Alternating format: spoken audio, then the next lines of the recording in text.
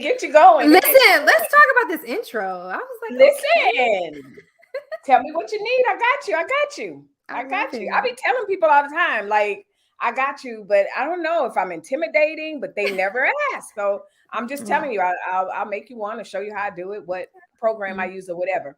But I'm gonna come knocking on your door. Please do, girl. Hey y'all, how you doing? You see us? It's the Melissas, the Melissa Show. Hey y'all, welcome to Sipping and Just Saying Friday night live, funky Friday, talking about it Friday, whatever it is that you want to call it. We are here and we are sipping.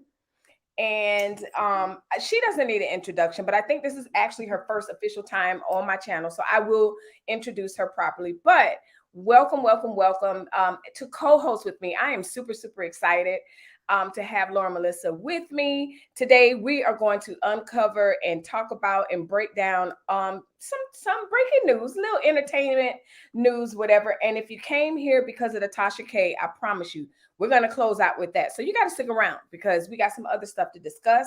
And again, if you want to call in, you got to cam up so I know who the heck I'm talking to. But for now, you're going to hear from us. So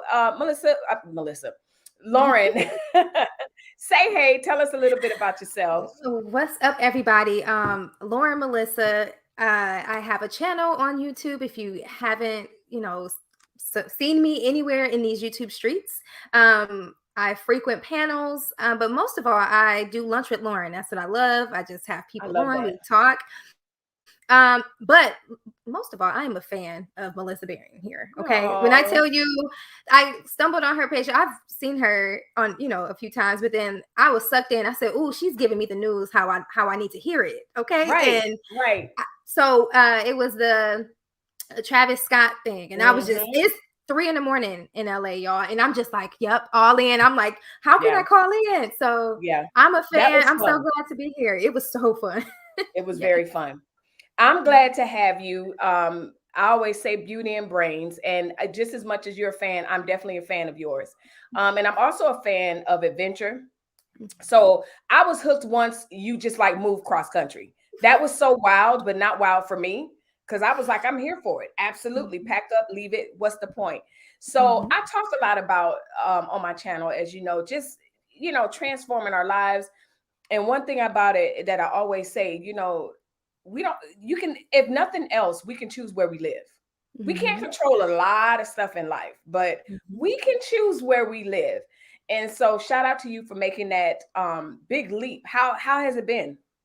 What is it? October, November, December, January. So what, little over 3 months. And so it's been good. I mean, I tell people all the time, I've been traveling too. So like when I moved here, I went to Mexico, I went to Houston, I went back to Detroit one time. So I really haven't had like maybe a full month of me just being in LA. Okay.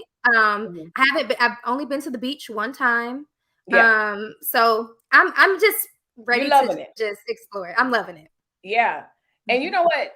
I like it here because we kind of did the same thing. I told you that in Arizona, but I like Arizona and California because to me, it just feels more central to get to the spots.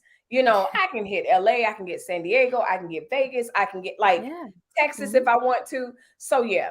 But anyway, y'all, shout out to you guys in the chat. I ain't going to hold you. We're not going to hold you. We're going to get to the first story that we're going to cover. And like I said, you already know, we got the Tasha K thing on lock. Everyone's talking about it, but you ain't hear it from us. Okay. So yeah. All right, friends. First of all, y'all see it. This is Miss Tiffany Haddish. I was taking a good old nap after going to the gym today. And I was like, oh, breaking news, Tiffany Haddish. And I'm like, okay, she was trending on Twitter. So I go and I check my phone and I'm like, this is not real. Okay. Tiffany Haddish has been arrested. And she's out on bail, whichever one it is. But she's out for DUI, y'all. Like, Tiffany. First thought, Lauren. First thought. Do these celebrities and athletes think they're invincible? Like, I am just shocked and appalled at the number of news stories. It's annoying. Have come out, accidents, driving while drunk, just recklessness, and domestics, drugs. So I mean, okay. Did she split from Common? Isn't that recent? Yeah. Okay, so recent. Maybe she going through something because maybe she really was digging Common and she was having a moment, but get an Uber, chick. Like, come on. Right. Get an Uber. I know that we're all one decision away from doing something stupid. I get that. So I never like to judge people too harshly, but at the same time, these people are granted opportunities and exposure like no other. And I'm not gonna lie, I'm not a huge Tiffany fan in the sense of her comedy or whatever. She's not hilarious to me. She's just one stop. She's gonna be typecast to me. She's gonna always be the loud, black, crazy, wild chick. Very true. But regardless of whether I like her as her craft, I was rooting for her because she does have that come up story. Mm-hmm. But when you're in your 40s, late 30s, I want to say late 30s, 40s, I'm not going to give her any excuses. You knew what everybody knows. Like if you're a teenage pregnant, if you become pregnant as a teenager at this point, you know what you're supposed to do to avoid it. Mm-hmm. Same thing with this DUI. Like she knew wherever, and the article says that they smelled marijuana. So of course that's legal in California. So, mm-hmm. But like I always say, like you're risking your bag. Right. And two, it's unfortunate for her because usually you hear these stories from athletes and celebrities when they're literally at their peak. I'm not sure she was at her peak just yet. Like, I don't think she could afford something like this in her career. And I don't want to say this early because she's not necessarily a newbie, but she's not even a vet yet. You know what I mean? So it's very bad timing for her. Yeah.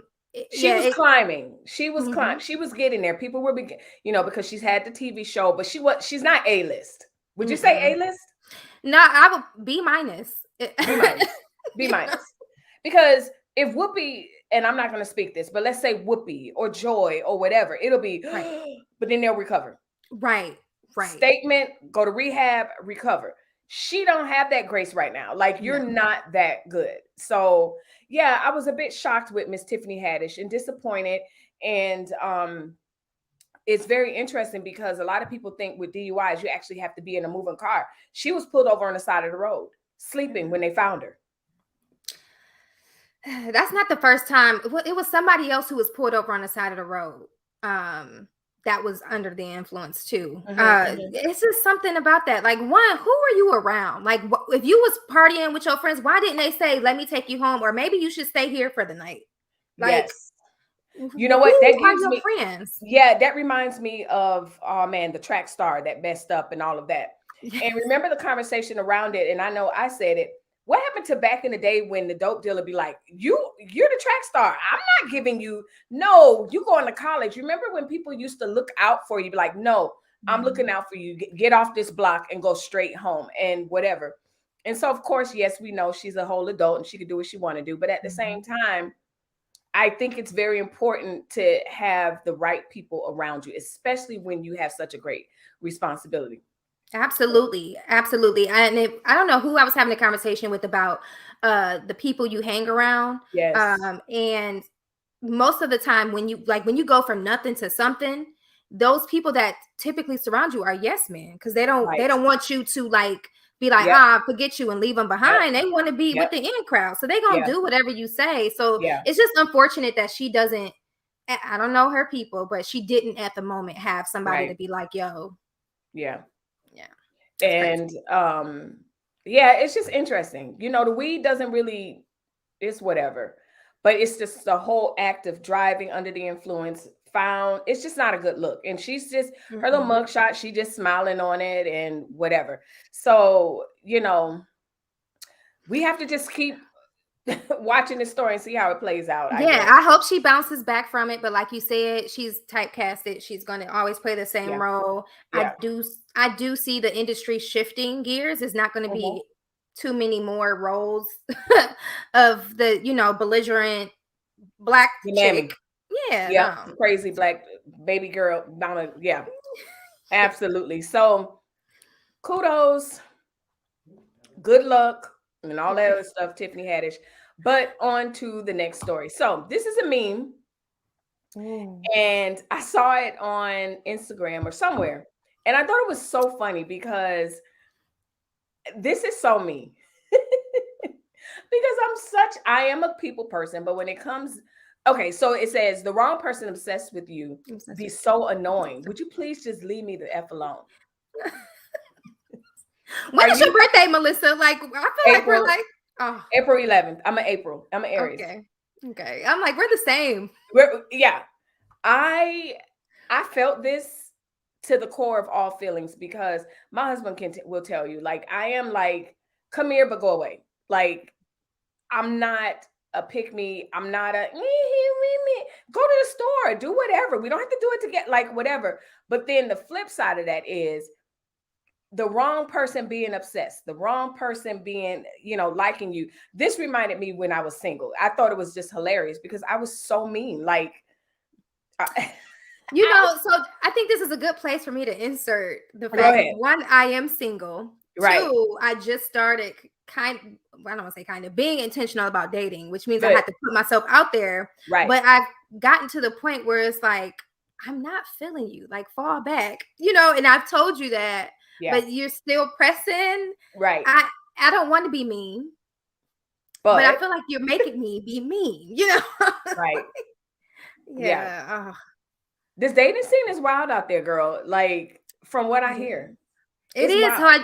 So I was gonna do a record a live sharing my first week experience on a dating app, and it's been a ride, and it's only been a week, and I'm like, I don't know if I'm gonna survive this. My daughter is married. She just got married. She met her significant other, her husband, on the app. My son met someone on an app, but the stories that they tell leading up to it is trash. I'm like, are you kidding me? It's either not enough or you giving way too much. Yes. I had to block two people already, and it's just been a week. It's only been a week. I can't. And I was watching, Kevin Samuels the other day, and he was just like, y'all don't put yourself out there. And I'm like, well, I'm trying, but you need to talk to the men. Help me. It's really weird. Okay, so here's the question, because of course let me get this comment. Of course, we got married pre social media. It was, you met at church, you met at Starbucks or wherever, like you interacted. Where your friends that have gotten married within the last 10 years, where did they meet their significant others? In person, like at a firework, Detroit fireworks. Yes. He was a cop. She was just walking and they connected. Nice. One of them went to high school with them. Like, it was a high school. They kind of reconnected after the fact. So it was like different points. There's only been, I think, one person that actually met someone on the app and had a success story that I know of personally. Yeah. But yeah, like, I mean, they say find your person in a supermarket, but I have yet to hear somebody who's like, I thought my I've never seen that story, the supermarket story. No. To me, even as I'm going in the supermarket and I'm not looking for anybody, but I'm just saying, when I look around, I just feel like everyone's already booed up. Like, I think a gym is a good place. Okay, I've been in the gym now, and apparently somebody told me it's a specific kind of gym. So apparently LA Fitness is where the husbands are. Planet Fitness is where the dudes that just want to smash are. Like, I said, I can see that, but I don't go to LA Fitness though. That's the problem. I go to Planet Fitness. I go to Lifetime. So that's like a whole experience within itself. Oh. And so maybe fancy. Well, we'll see. I have been consistent, and there is a couple dudes that I've seen there. Every time I go, they are there. So I'm like, if I noticed you, I know you noticed me, right? So we're gonna see how it plays out. I'm gonna keep you updated. Are you team, hey, how you doing? Or I'm gonna send my friend, or I'm waiting on you? Oh, it depends on the day, Melissa. Because sometimes I feel real froggy, and I'm like, I'm gonna just walk up to him, but then I've been shooting my shots since the beginning of 2020 when we first went on quarantine. I was like, there's no time like right now, and I'm in people's inbox. But yeah, it depends. I'm definitely not gonna send a friend because they. I don't really trust them. Ain't they, Bill? Really? Would they be a friend? No, I don't trust them. No, it's either me or they gonna have to do it themselves. Okay, all right, we're gonna come back to that.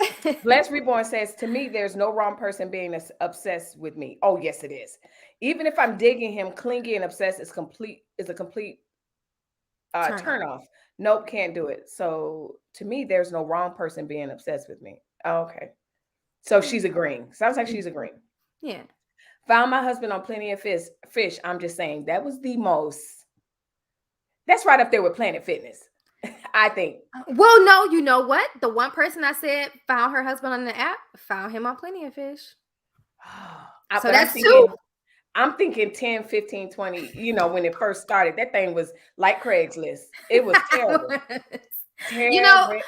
I did join Plenty of Fish when it first was popping. And I was in grad school. And there was this one guy I was talking to in grad school, and it ended terribly to the point where he was like, "You're gonna be single forever." And I was like, okay. I get on Plenty of Fish, and the very first match was this dude. I was like, let me get off of here because y'all clearly don't even know. Like, no. Now that is funny. That is very funny. So yeah, Cherie said she found her husband on Plenty of Fish. That's interesting. I think, but yeah, to this meme, I think there are people that you don't want to like you. Mm-hmm. And that could be even females. It's like, no, I really like you, cool and all, but you're not BFFs. Like we're not doing that. But you know what I think does it though is it kind of like stands out because the person you want to be obsessed with you is not. And so the fact that you're not getting the attention or that person's not really pressing you, you're like, I'm all set, on Dana, this get in here. Hey, Dana, girl. Dana have spice up in this conversation. Girl, get in here. But yeah. And you know what? It took me a long time, not even gonna lie. It took me a long time to learn that with female relationships, because that's the frustration. Like, I want friends, but I want to be a part of that friend group.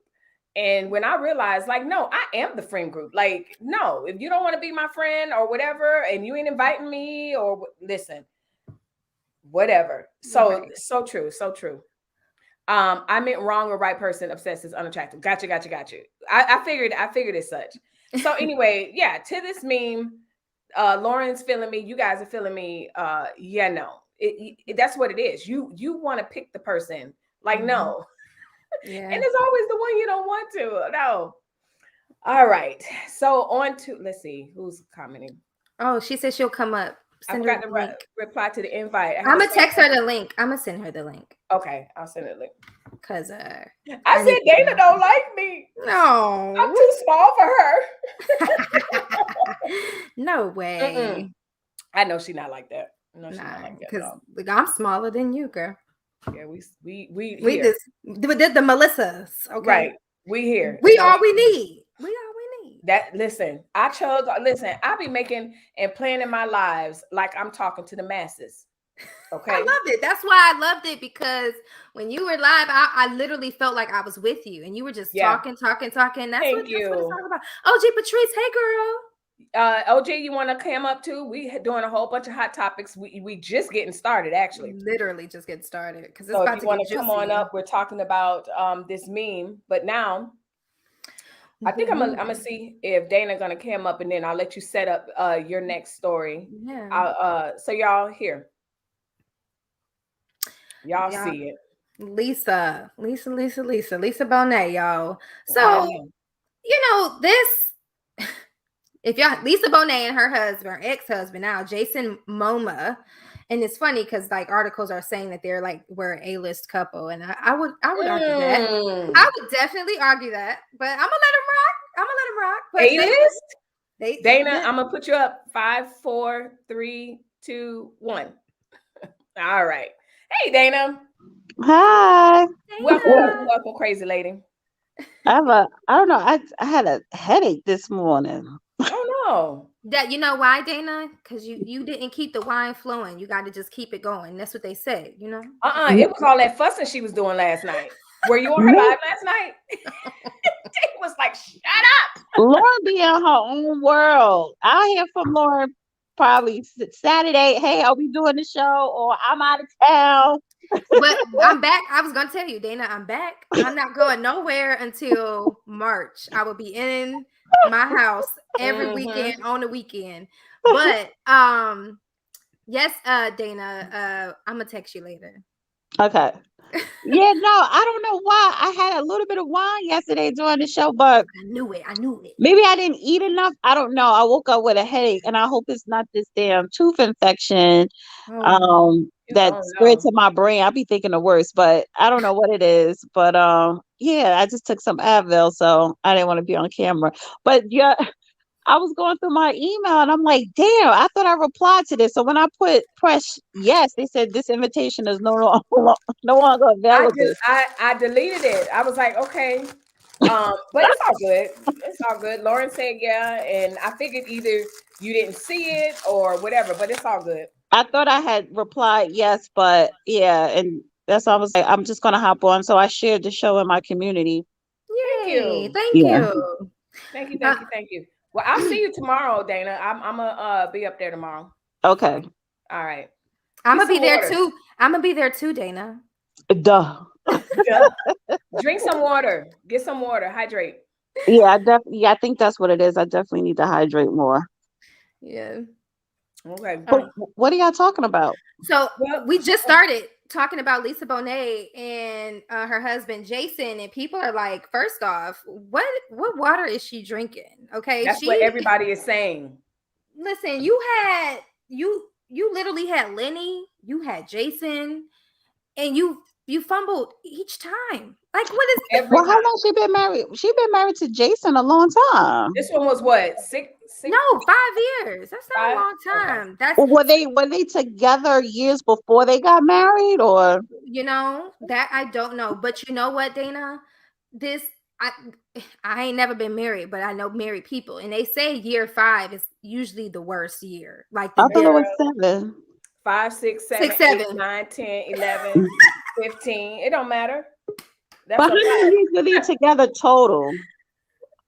I don't know. Let me look. Yeah, I'm looking too. Okay.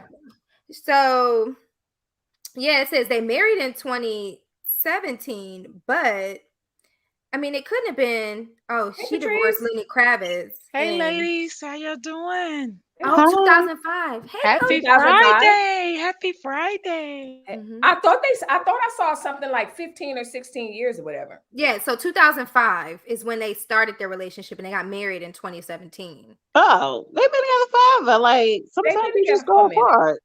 Grow apart? There's no such thing. But how about the corny cheese? Listen, I'd rather you not tell me you breaking up than post this old foolishness on Instagram. It's may as well be a love letter. Like, I don't understand that.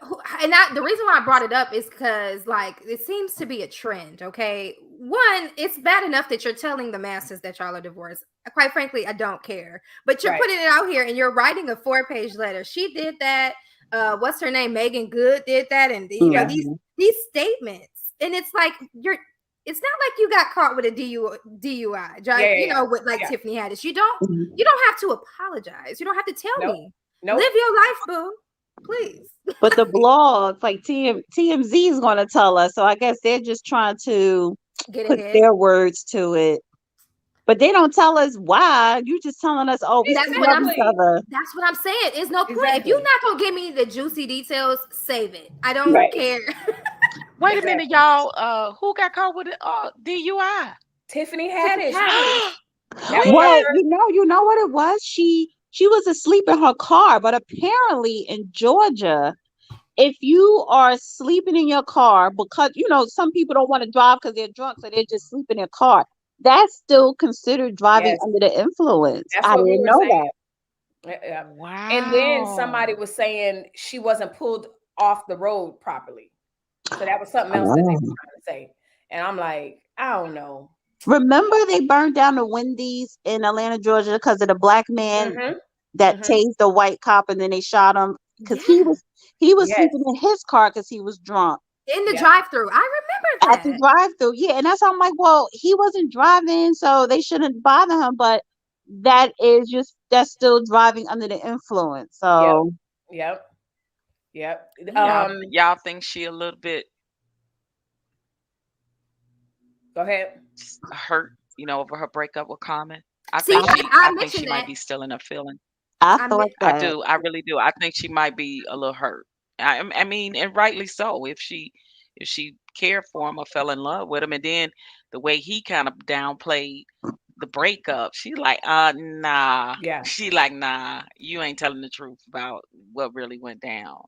So, but see, honestly, I get that she's hurt, but she's real like that. She didn't really make a good case for herself because, like, picture this: you break up, and you get caught with this, and he gonna be like, "See, this why she wasn't for me.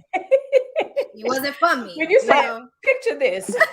But I think Common is the common denominator. That's the problem. Yes, Dana. Serena, Erykah Badu, Angela crazy.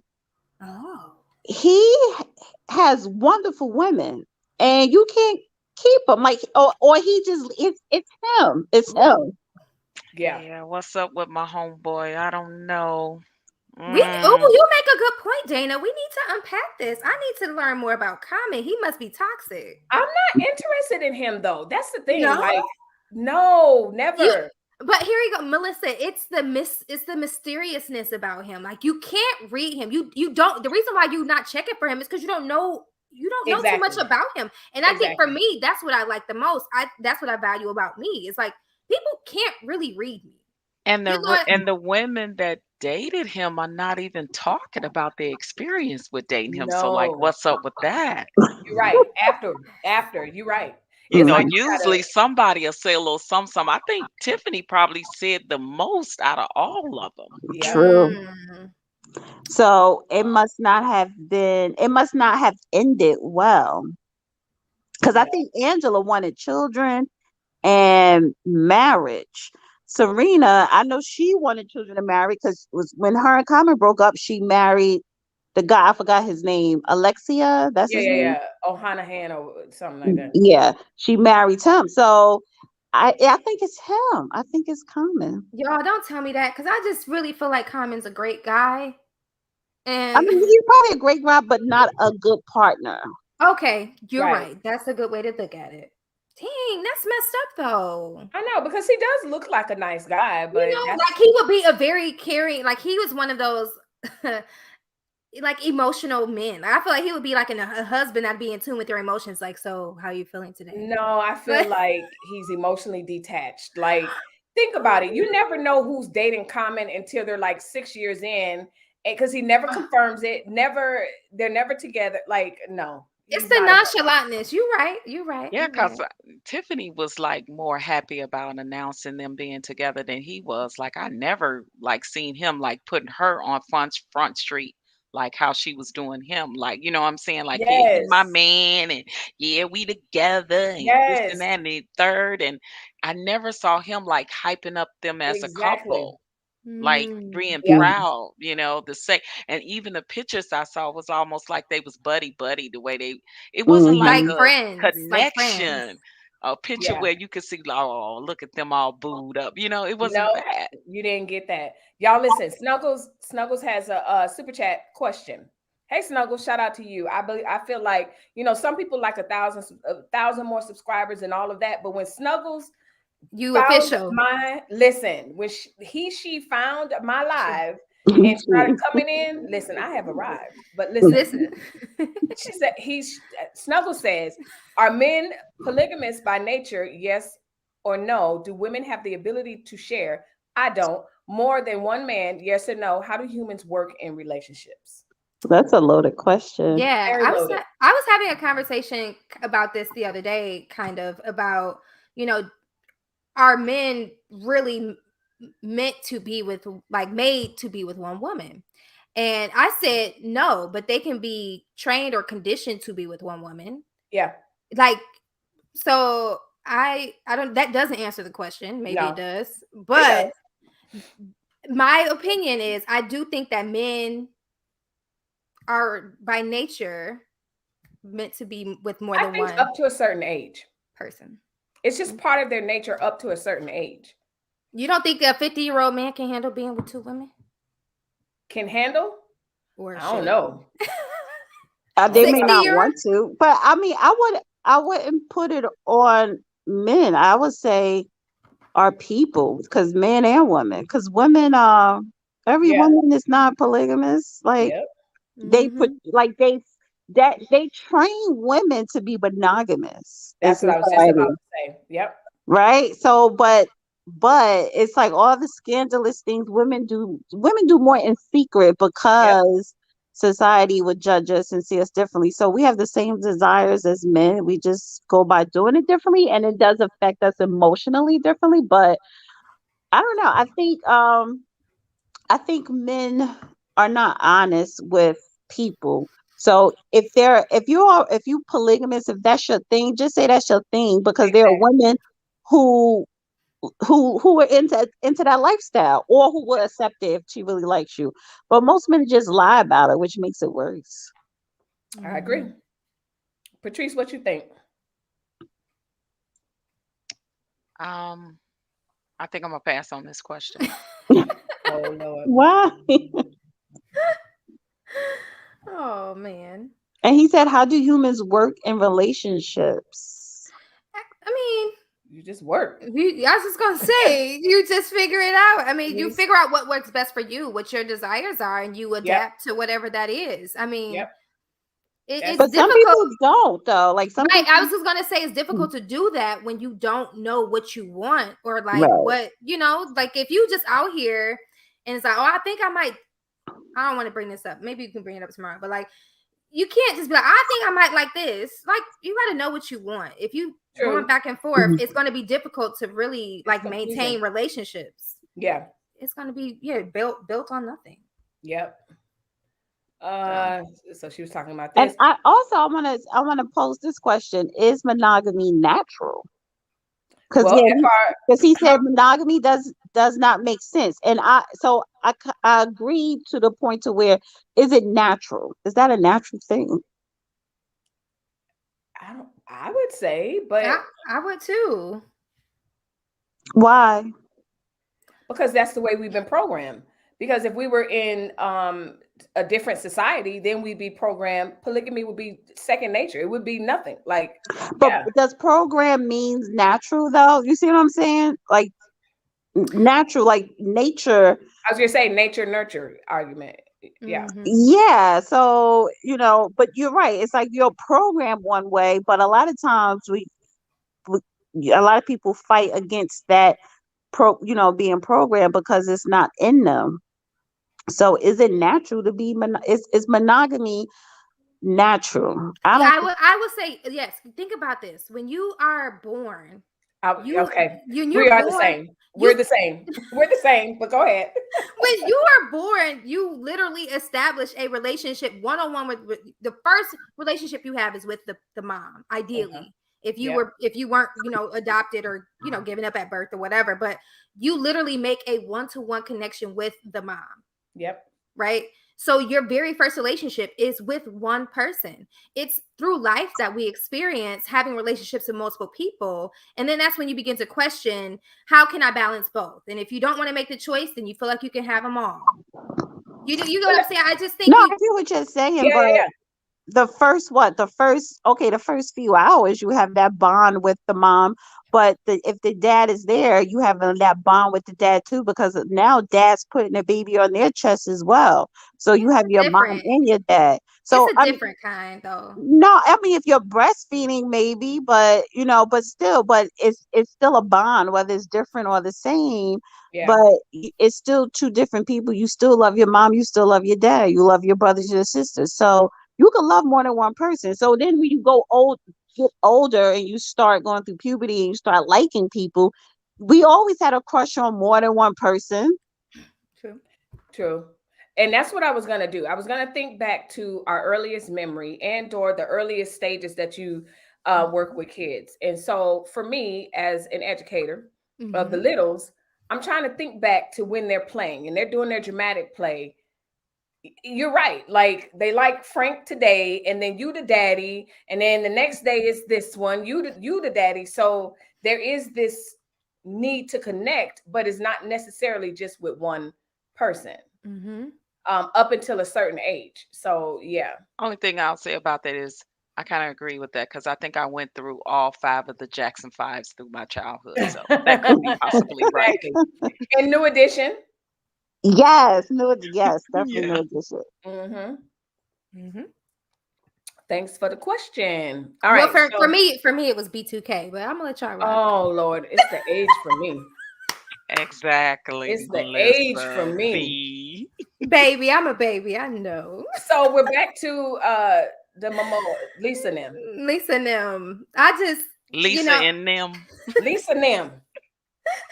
So yeah, so it's hey, what's in the water that she's drinking? She's literally grabbing the creme de la creme. Are y'all trying to put her in the pool with Halle Berry like she can't keep a man or something? She might be and she might be in a minute, like with that in a minute. That's you absolutely. Think? Yes, man. Like, okay, Halle. Wait, I'm sorry. Do y'all hear any static? I don't. Do you, Patrice? Do you hear it now? No. Melissa just went out and came in. Maybe she was having a struggle stream.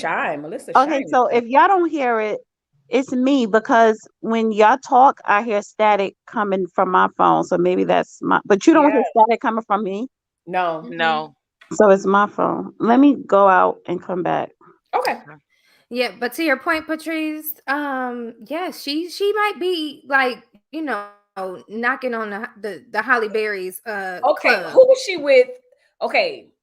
How long? Her and Lenny was married for a long time. They were, but they were married for a long time though. I consider if you got 10 or more years in, I wouldn't consider that necessarily as a failed, you know what I mean, as a failed relationship or marriage. If you got 10 or more years in. She hold him for at least 10 years. Let me go look. Then him and her and Jason almost 5 years. Well, yep, and I stand corrected. They first started dating in 2005. So if you want to count the years that they were unmarried, fooling around, then it's been a minute.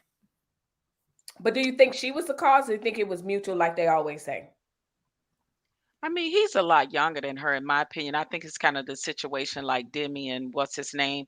Like I think eventually the older women get and the men that are a lot younger than them, I think they tend to maybe at some point maybe wear out the relationship and want something else different and new and even fresh. Because look at what's his name now. He's married to that Kuna girl that he was on that 70s show with. Ashton Kutcher. Ashton Kutcher, thank you. And she's his age or younger. So I think when he's done with him and Lisa now, Bonet, I think Jason is gonna go younger. I just they usually do that. Yeah. Another example too is Mariah Carey and Nick Cannon. Mariah Carey was way older than Nick Cannon. And I mean, they were together for a long time, even had kids, you know what I mean? And that didn't last. So I think they were only together for 5 years. Yeah, but I think it's very telling. Patrice, you brought up a really good point. Like, how come women can't keep younger men, but men can keep younger women? Like, what does that say?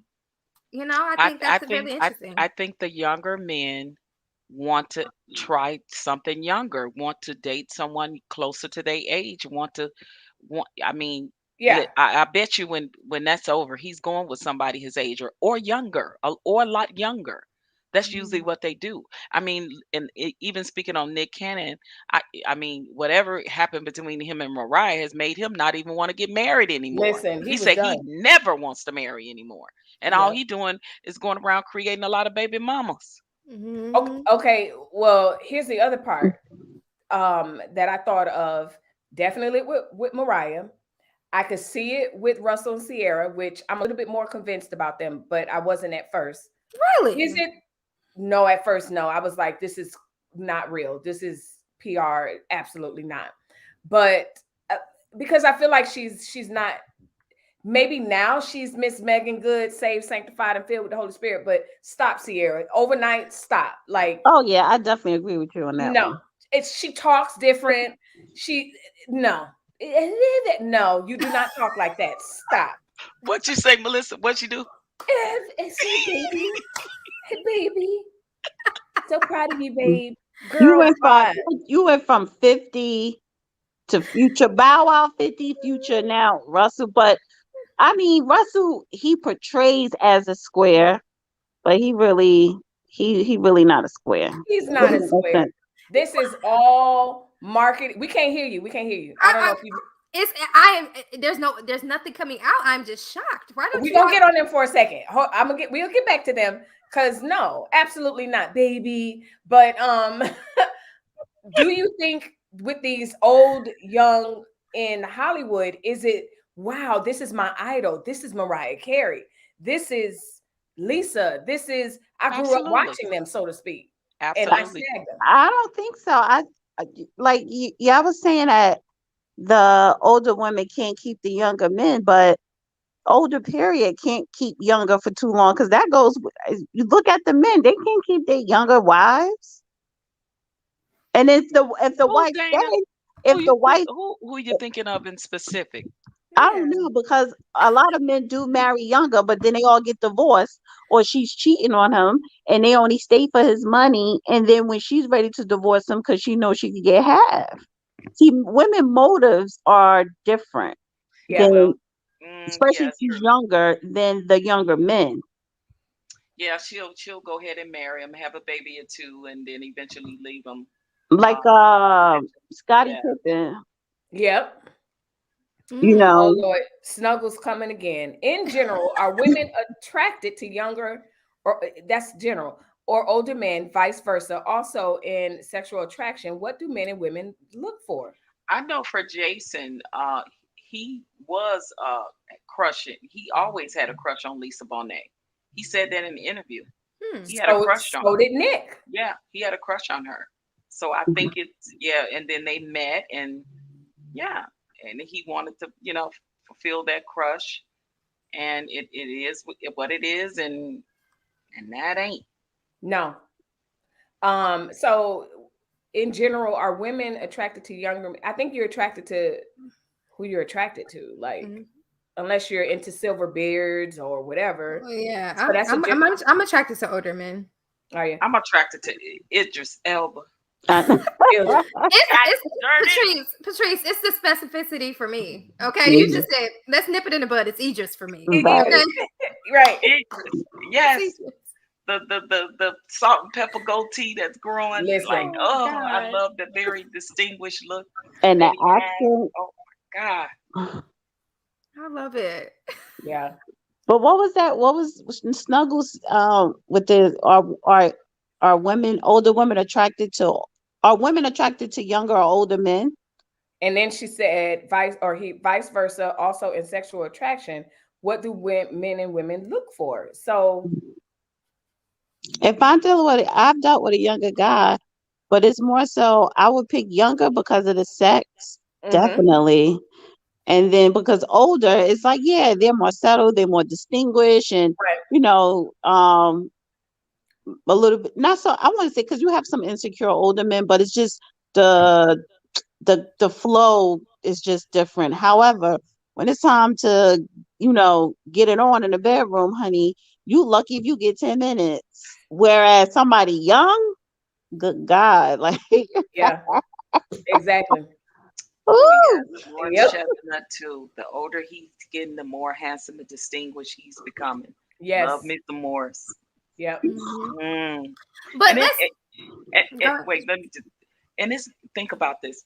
It's not too many in Hollywood. Think about it. You can count on if you're lucky, maybe 10, but I don't even think it's 10. We talk about handsome Black brothers that's coming up in Hollywood. Not many. Not many. So back to Russell and Ciara. Beep. Give us your take. Let us know. Let us know. I think Russell is a square. I was just flabbergasted that y'all don't think that he is one. What do you think? Remember, Russell was married before Ciara. Right. What? I did not know that. Yes. And she cheated on him with, I think it was somebody in the league. I was going to say it was another football player. Right. Yep. And I guess she thought that he was never going to know, he wasn't going to do it. Like, he dropped her ass, and he did it. He served her those papers before he signed that big contract with Seattle. So he knew Russell is smart, and he's very outgoing. What do you call overachiever? Like, and I think because the way he look or talk, but he's an overachiever. So he calculated, he did the math, just like Making Good, soon to be ex-husband, did the math. Let me divorce her. Let me find out what she's doing, or I know what you've been doing, because you're not going to get none of this money. Right. I saw that ending soon as I don't even know why they tried us with that one, but yeah. Wow. I mean, but they lasted what, 9 years? No, yo, I am just shocked. I just cannot believe I was not privy to this. Maybe they lasted 9 years. No, what they're like boyfriend and girlfriend, and then for a long time, and because their marriage only lasted a couple of years. Well, but they could have Snuggles said, "What's a square? What is a square? Someone who gets ran over by."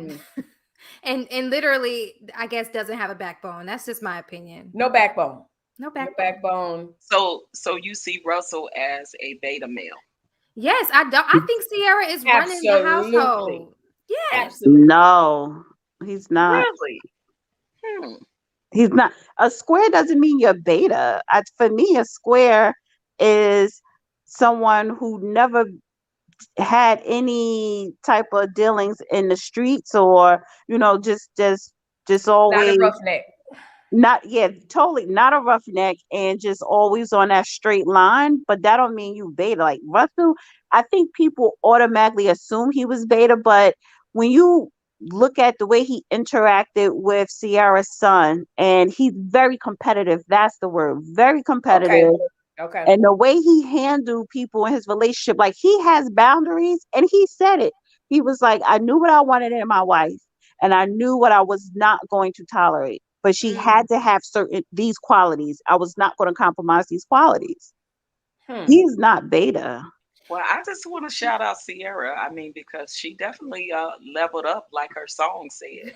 She definitely did. Her man, she did do that. She definitely did that. I think. And and sometimes it take a certain kind of man to make a woman change, to like not make like force, but like she had to come into her own womanhood by getting the right man. Right. Because she obviously was getting it wrong. And when you're young, you tend to do that. I mean, come on, let's be real. All us done got it wrong. We were in our 20s or even 30s. So, I think, but don't you think that she was she put, she did the math on him too. Like, to me, Ciara could be a little phony. But I think she played the role so that she could become his wife. Yes. And kept it up a little bit after that. But when after a woman get married, that's when they kind of show their true colors, and her true colors slowly started coming out, because she took every chance she get. You preaching. What she do, Dana? She gonna show her. What she doing? Listen, twerking. You ain't seen it, Patrice? I heard about it. So But I mean, and the Gabbana she is a dancer now. Come on, I mean. No, but it doesn't go along with this baby portrayal thing. Like, no. Well, the little bit of the old Ciara came out in her. We all got a little bit of somebody in the closet who we used to be now. Now you right, Patrice. You are right, because you best believe when I get married, the old Lauren, little glimpses is gonna come out. I mean, come on, that old naughty little y'all just don't what she did? She popped out 2 babies for him. So she was like, all right, I did my job. He has 2, and one of them is his son. He has his own son.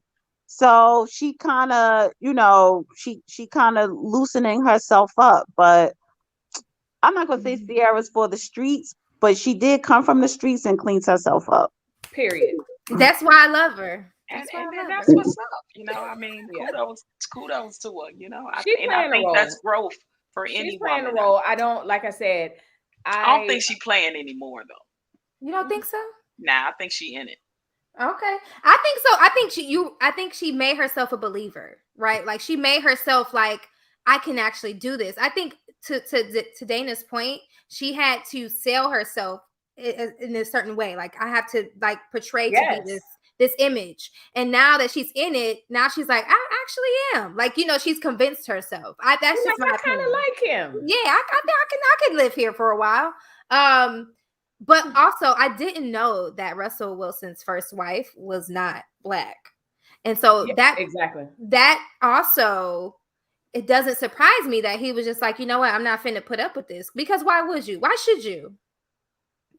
I'm just gonna put that out there. We don't have to dive into it, but when you said that man was smart, he's smart. Like, why would you put up with that person cheating on you? Like, and they didn't have kids, and I think the wife intentionally was holding back from having kids, unless she was having problems getting pregnant.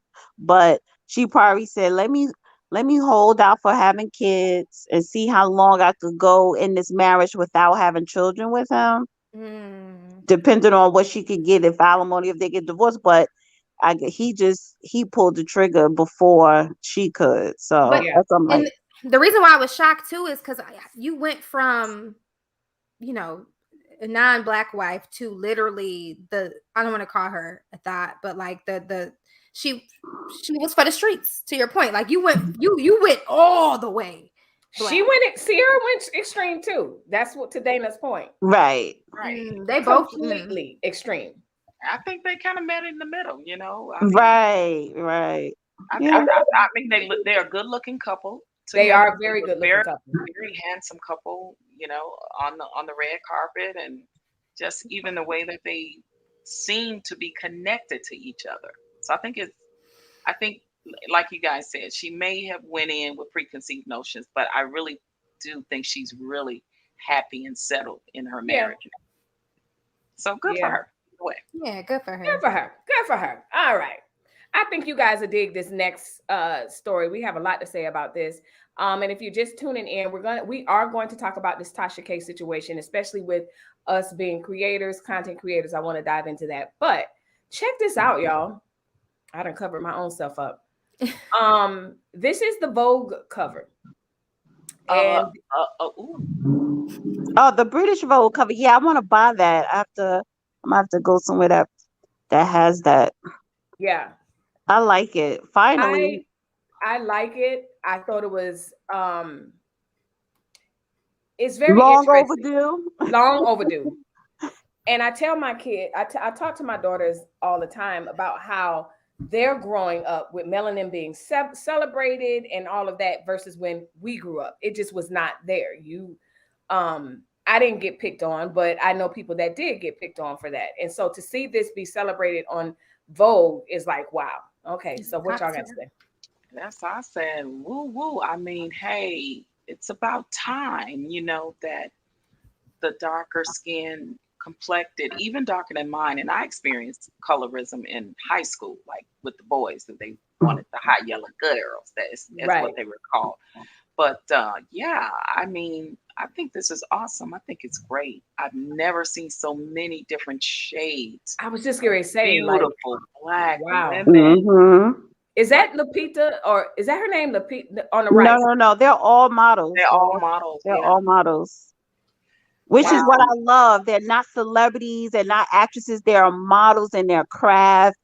And this is only thing that pisses me off is this is long overdue. And that is because British Vogue, their creative director, Edwin, he's a Black man. So I know he had a lot to do with this, making this happen.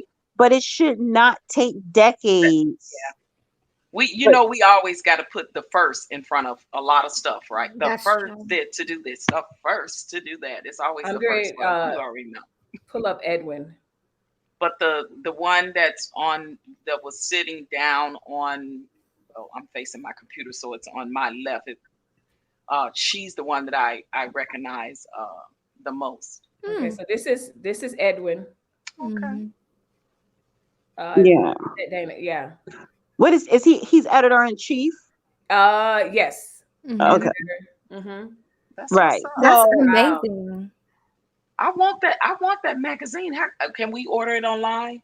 I think so, yeah. Because I do know, like, if you go to like your train station, or so, I know, like in New York, Penn Station, they have like all the magazines from all over the world, basically. Nice. But I'm not going to. I'm New gonna York look to get on it. Amazon right quick and see. Yeah, or just go to Vogue, go to Vogue.com, and you could probably order that one for that particular magazine and have it delivered to you.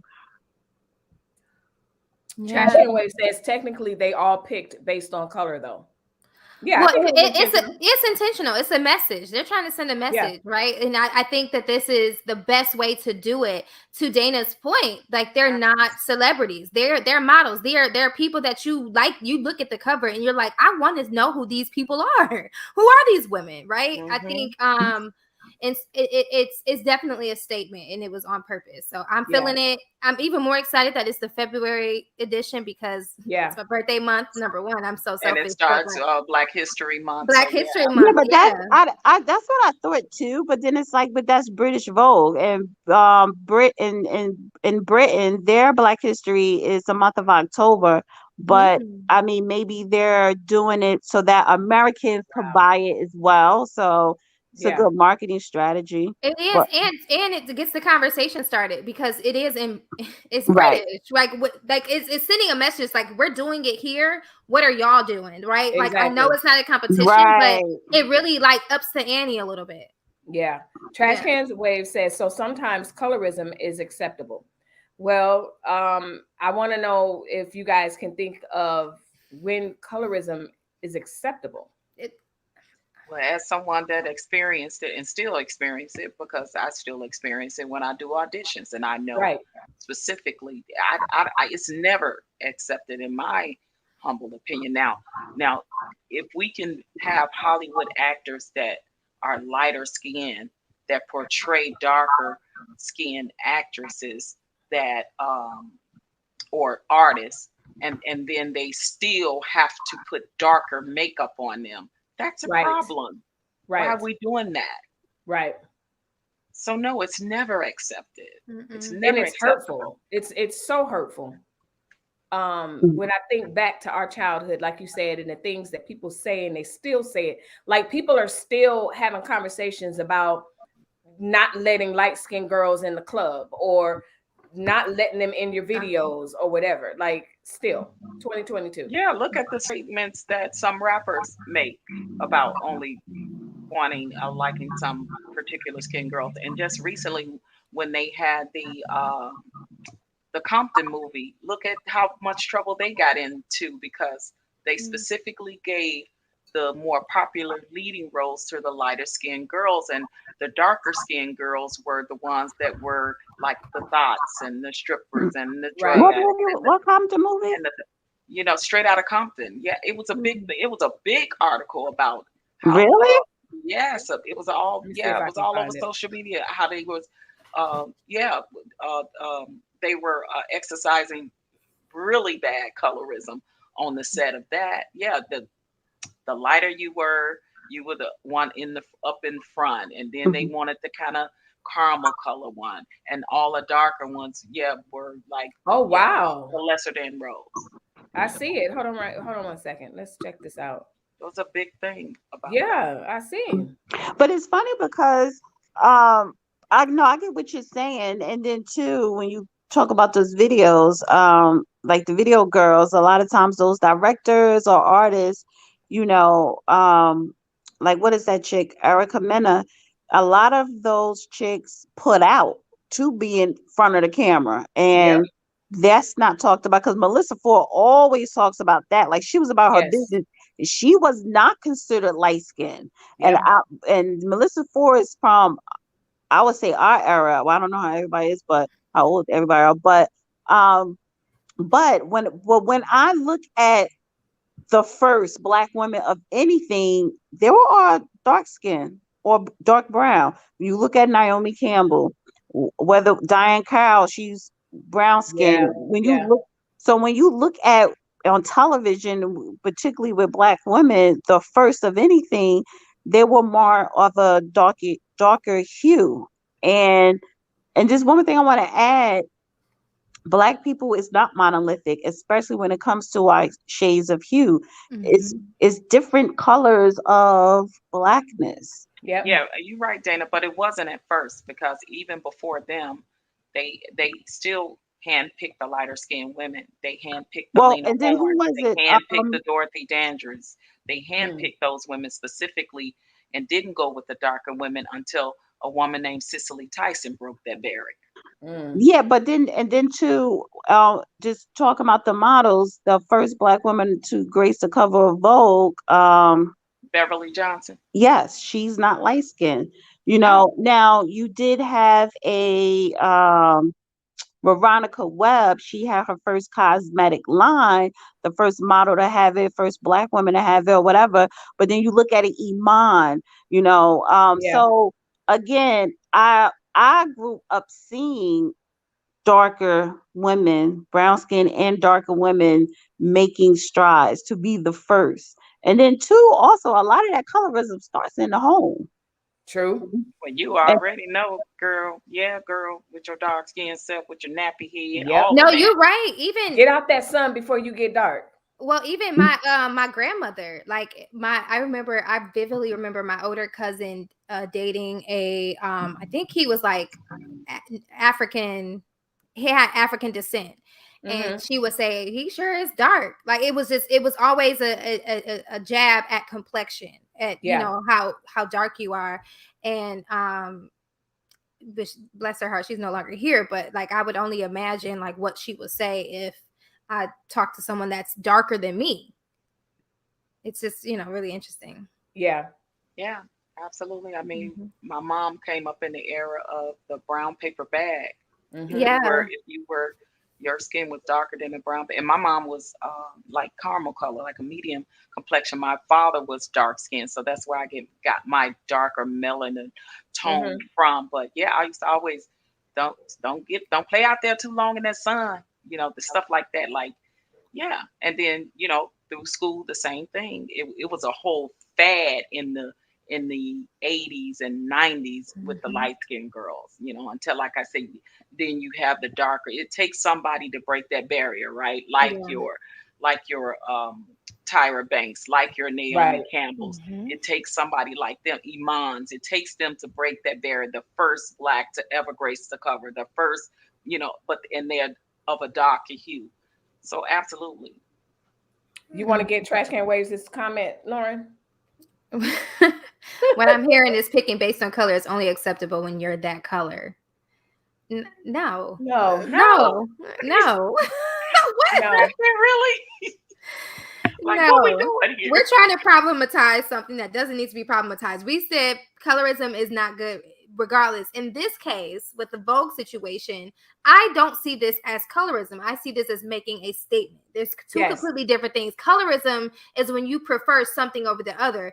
Vogue has for years proven that darker skin tone doesn't belong on the cover. Right. And so now that we're breaking the trend, we're literally saying colorism is no longer a thing, or at least in the British Vogue world, right? So I think that's the difference. Yes.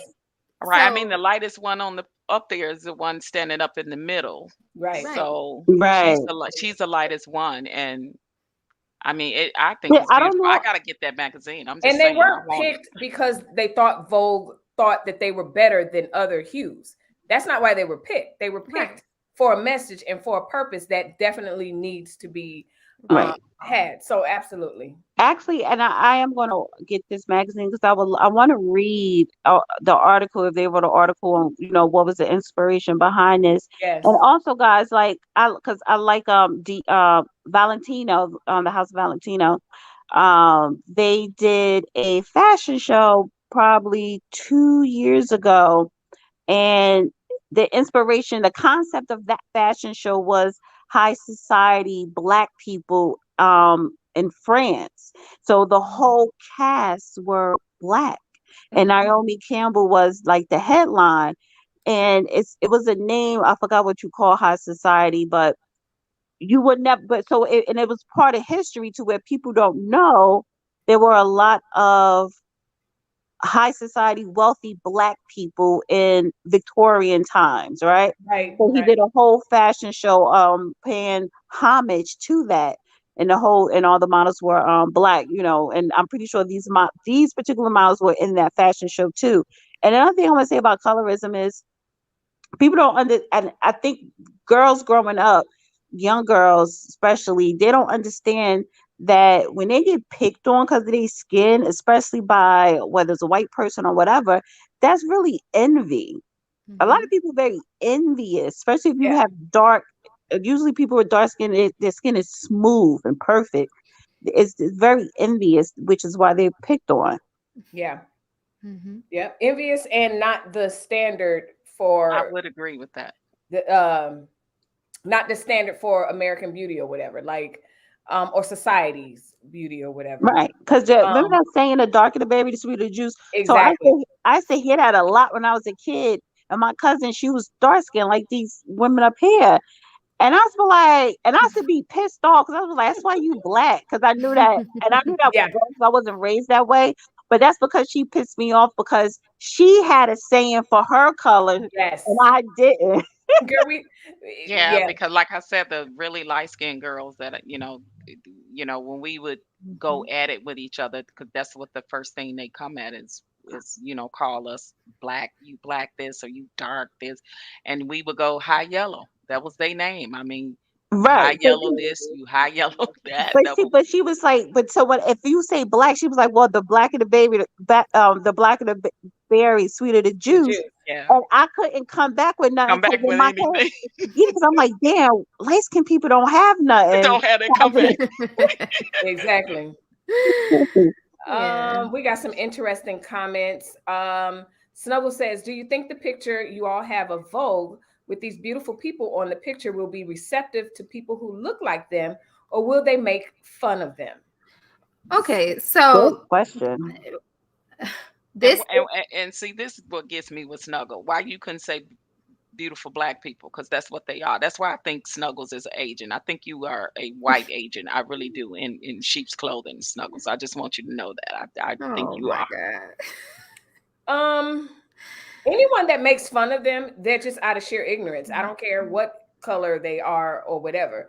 One thing I do know, even under the influence of wine, is that we Black people typically set the standard for dress, hair, everything. Like, even now, I look at the lips that I was once picked about, or the butt, or the this or the that. People are trying to achieve that.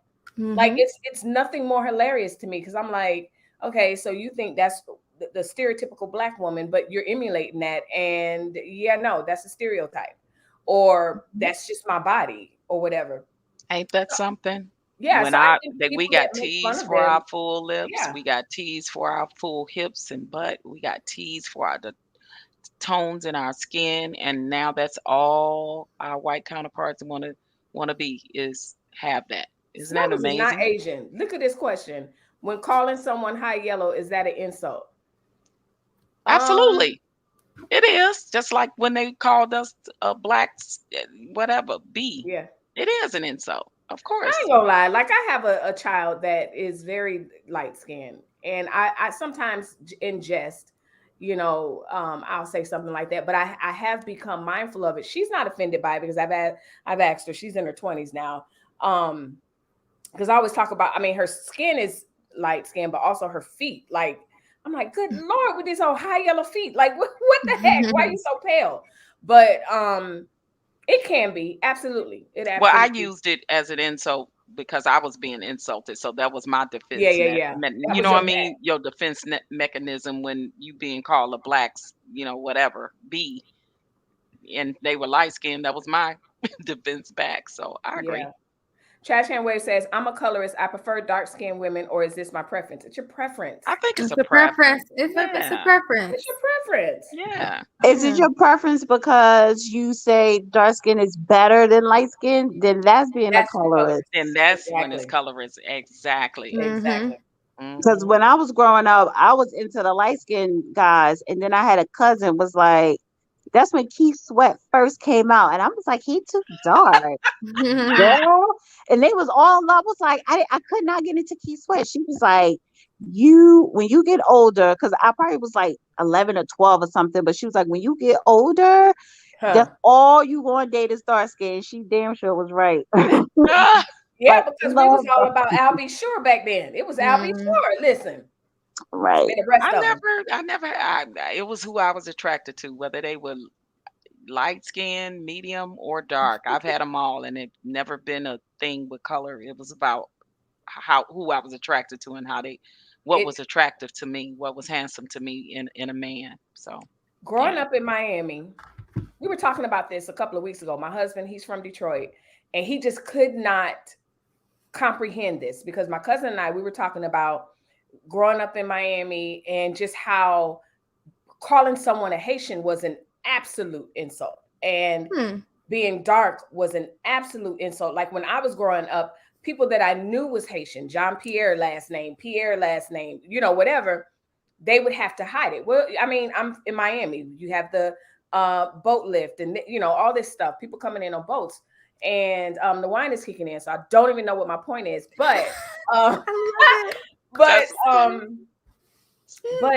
that's what happens when the wine kicks in. Growing up, and yes, it was about color. You picked on the darker people, and the light people were white girls, boys, it didn't matter, and just for skin tone, and you were automatically associated with, quote, being Haitian, and that was an insult. Nowadays it's completely different. Like I love it nowadays. I absolutely love it. It's funny that you said that because my son father, he's Jamaican. He was born and raised in America, but his parents were from Jamaica, so he's Jamaican.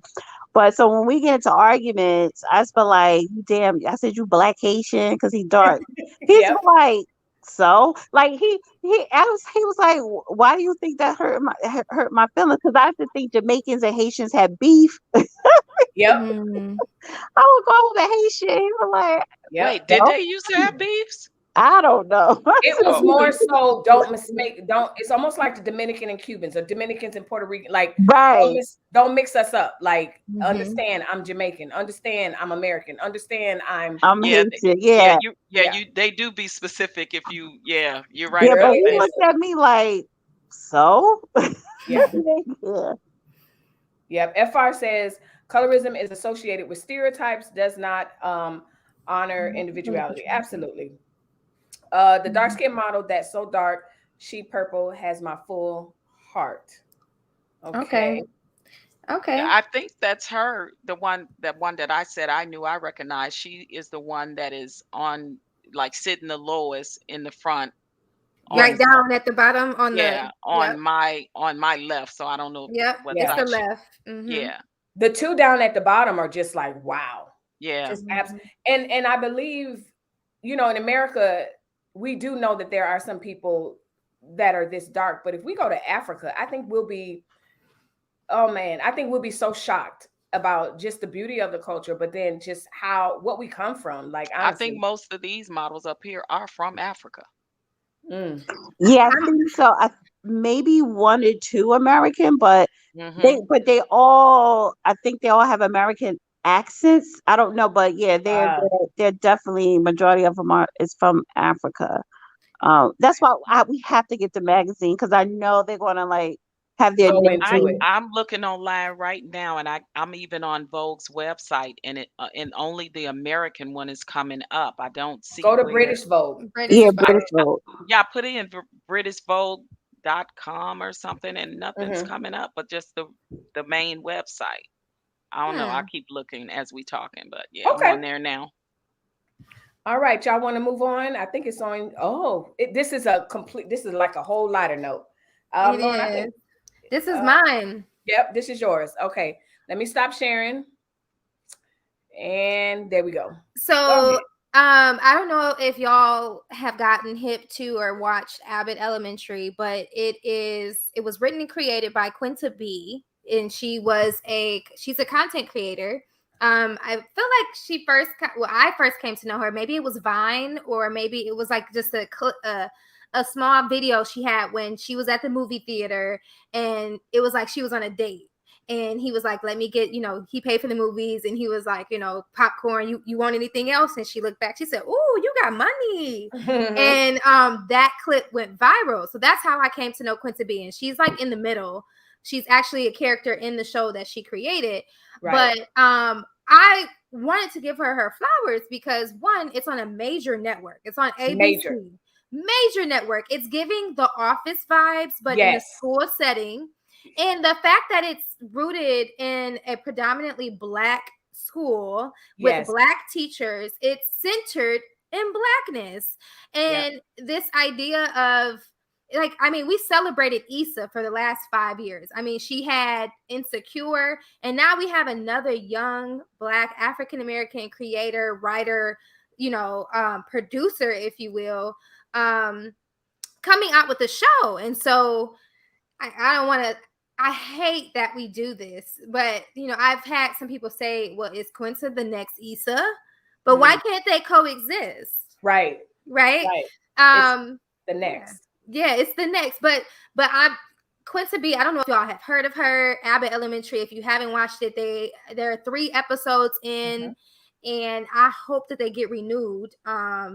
I don't see why not. Right. It's amazing. And it's because I have an affinity to it because I work in education too. I come from an education background. So everything that they're saying, they got the stereotypes right. Everything is on point.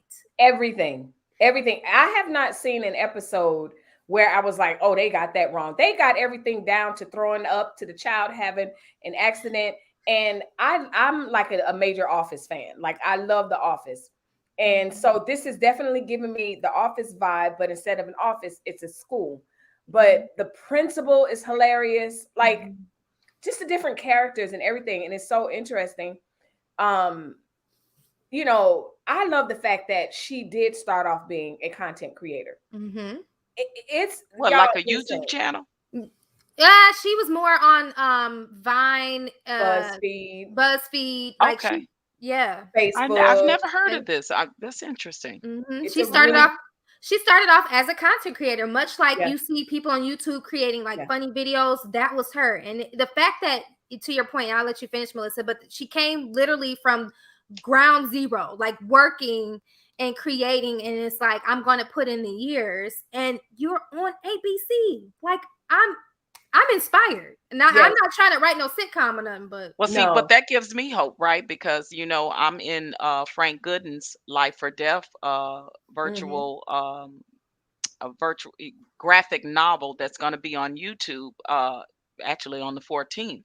And for and Frank Gooden is a Emmy-winning producer. So now that he's open, and this is the first time this is ever going to be done on YouTube as far as a graphic novel. So it's really like I'm the voice behind this character.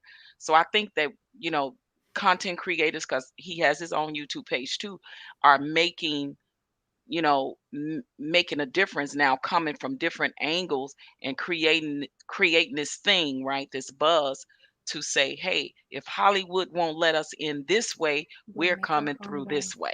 So I absolutely love it. I love the idea. So yeah. So check us out on the 20th, y'all. Life or Death with Frank Gooden. I got a role in.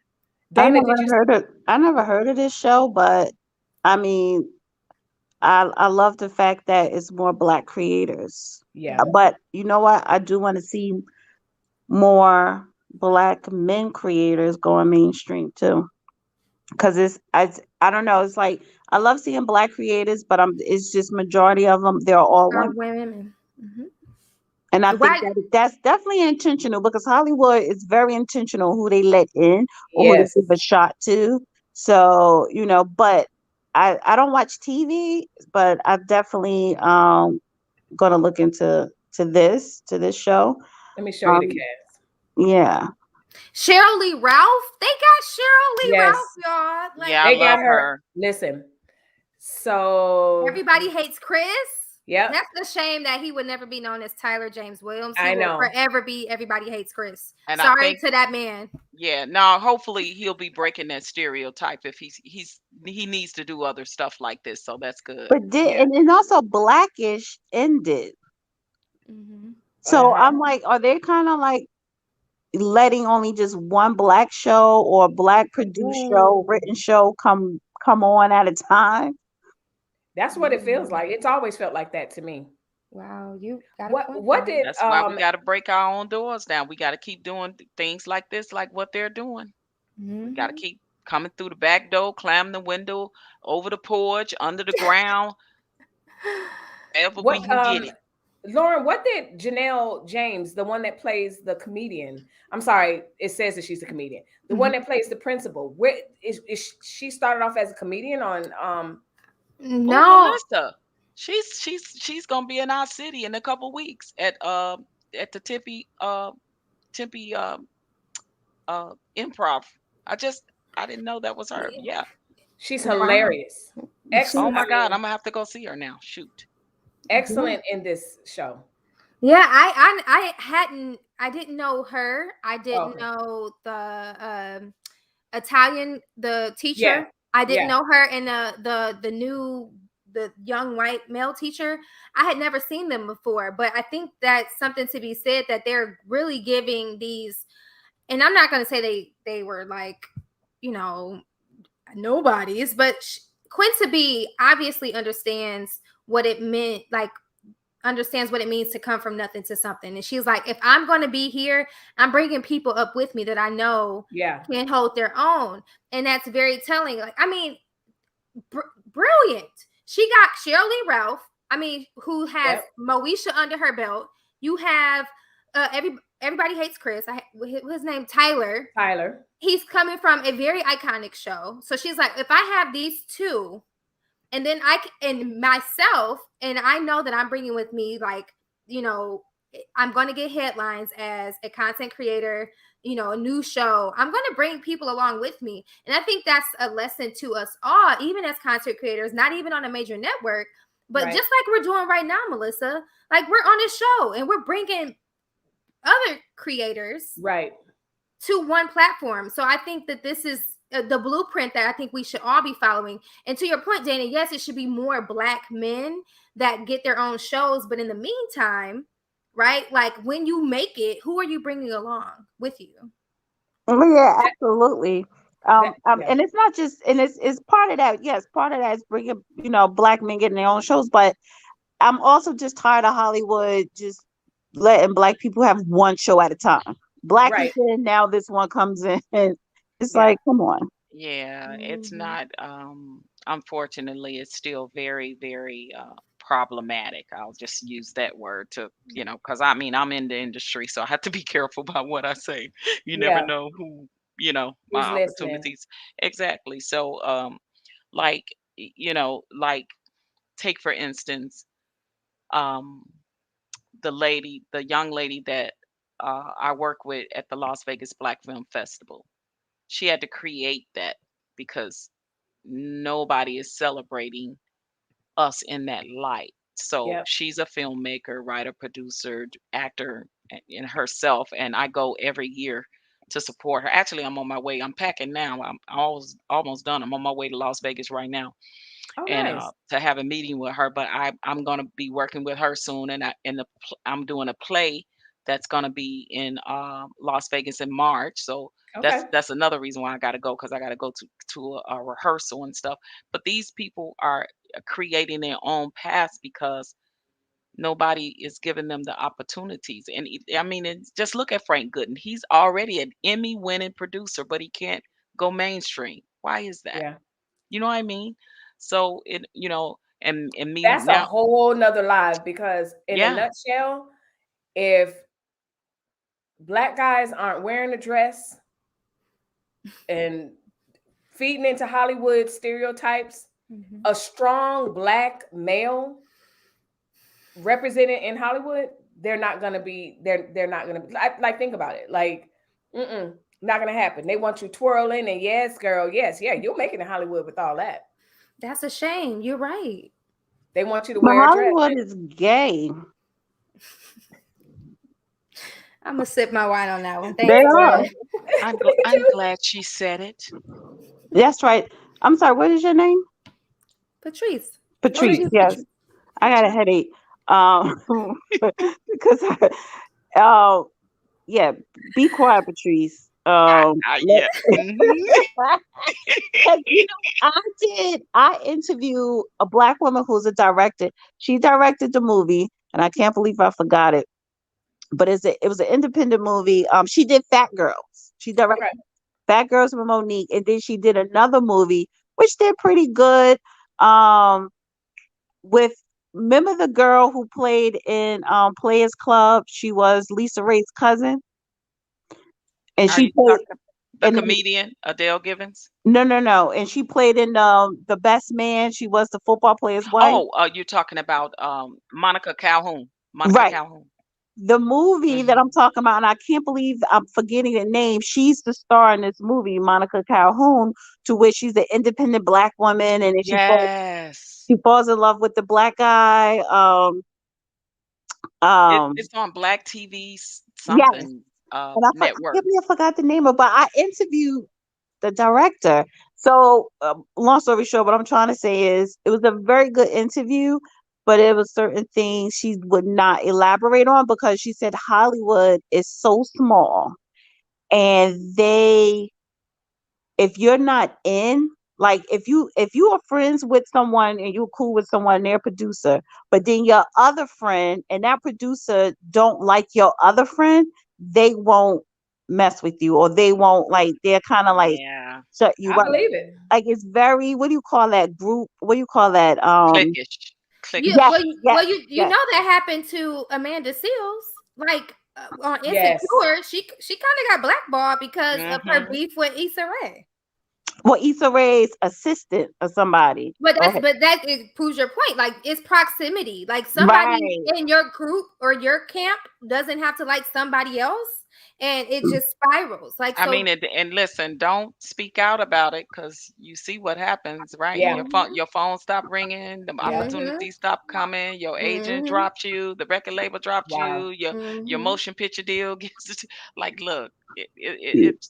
I mean, have y'all seen the article that NDRE just posted about her experience in the industry? Oh yes, she is talking about the colorism, the fact that she won't be all glam, she's not the norm of what Hollywood should look like, because she is what dresses how she dressed, and her hair and her skin. Oh yeah.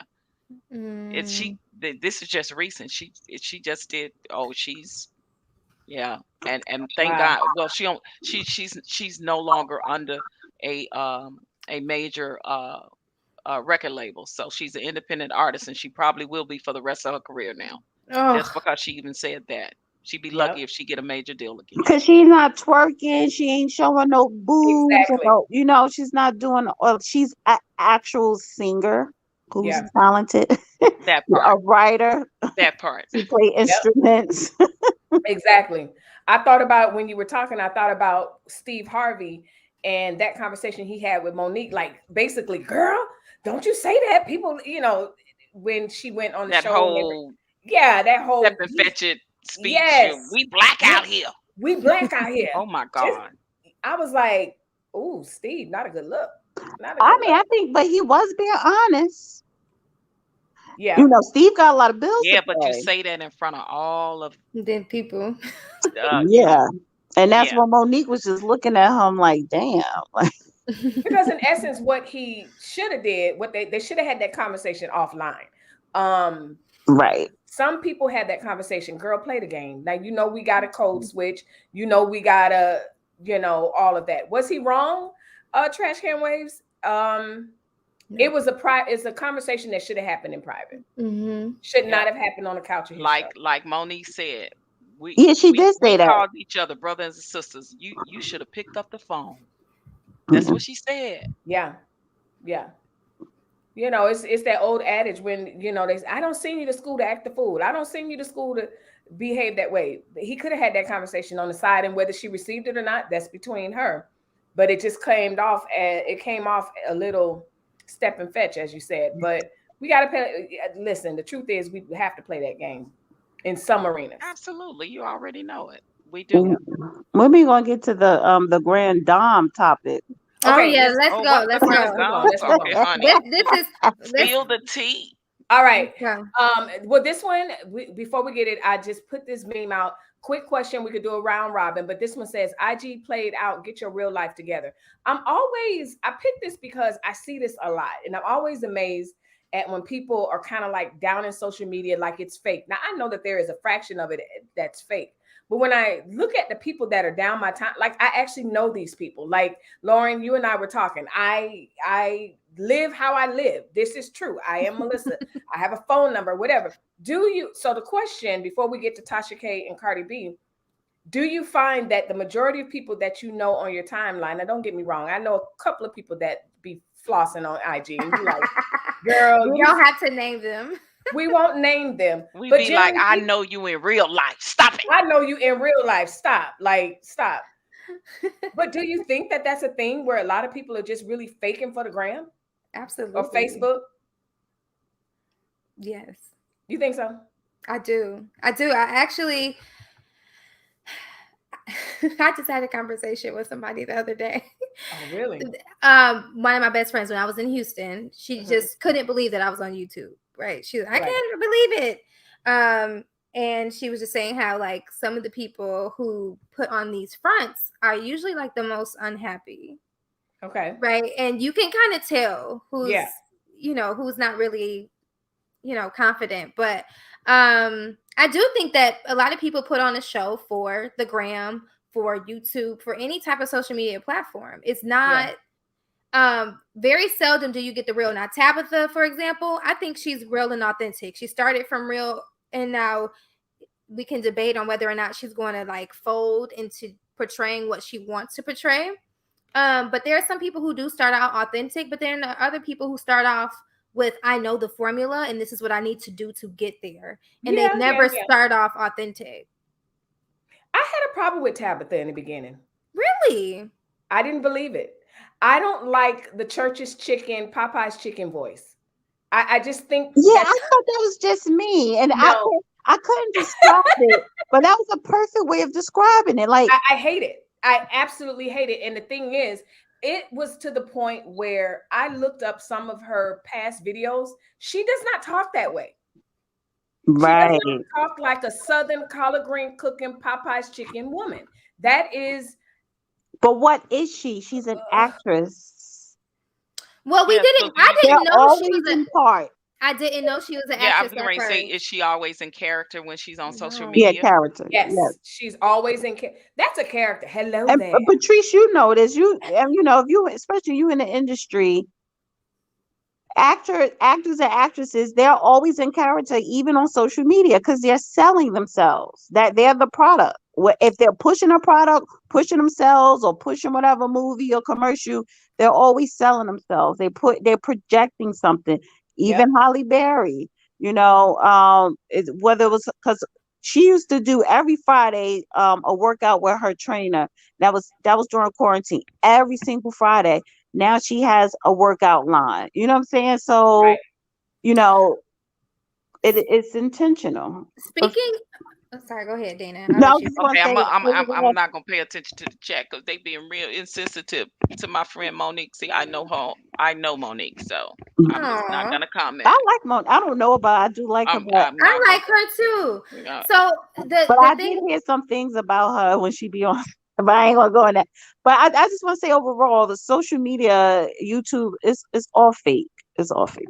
Yeah, I will agree, Dana, with you on like her, the lady y'all was just talking about, Tabitha, because she's always trying to sell her product. She's always in character. She's always, even as an actress. So I would say she's definitely using her platform to sell herself and to sell her products because somebody may pick her up. I think she's already working with Tyler Perry. So I mean, people see you on your social media. So when that's why you see a lot of those people using their platform like Facebook and Instagram to portray these different characters and stuff, because they're trying to get discovered and seen by someone. And the more followers they get behind them, if they really, really good, then somebody like a Tyler Perry will pick them up and pay attention. I mean, that's the way Issa Rae got discovered on YouTube. So that's true. And I don't think there's anything wrong with that. The one thing I do want to say is there is a distinct difference of creators from, I'd say, even 5 years ago to today, right? Yeah. Instagram 3 years ago, 2 years ago, 5 years ago, whatever, was very much curated, meaning like people were painting a life that they thought sold. Now we're seeing an intentional shift to becoming more authentic. Like we're literally seeing transformation, like just in the workout world, because I be working out. You're seeing more people post, this was the fat me, this is the skinny me, right? Like there's more transparency, there's more authenticity, and there's more people really displaying the process. And then even with content creation, there's this one, I don't even know if I want to call her a content creator, because I don't think she even came on Instagram to be a content creator, but she's becoming one. She's from Birmingham, Alabama. She's a pharmacist. And when I tell you, she literally is on her Instagram being herself, and people love it. People love authenticity. And that is that's what's selling. So we shifted from becoming this like made up, but you have to fit in a box, you have to live life like a Kardashian, to being yourself and people loving you for you. So I think give us probably 2 more years. And the reason why I say 2 more years is we're going to be in this pandemic forever. One thing that the pandemic in 2020 taught us was like, you can't go nowhere. You in a house. So what you have in your house is what we going to see. Right. And so the longer we going to be in this pandemic, I think it's going to it's really going to reveal the people who are faking the funk, and then it's going to display the people who are authentically pure and are funny just because, and live the life that regular people can relate to. That's what's missing. Yeah.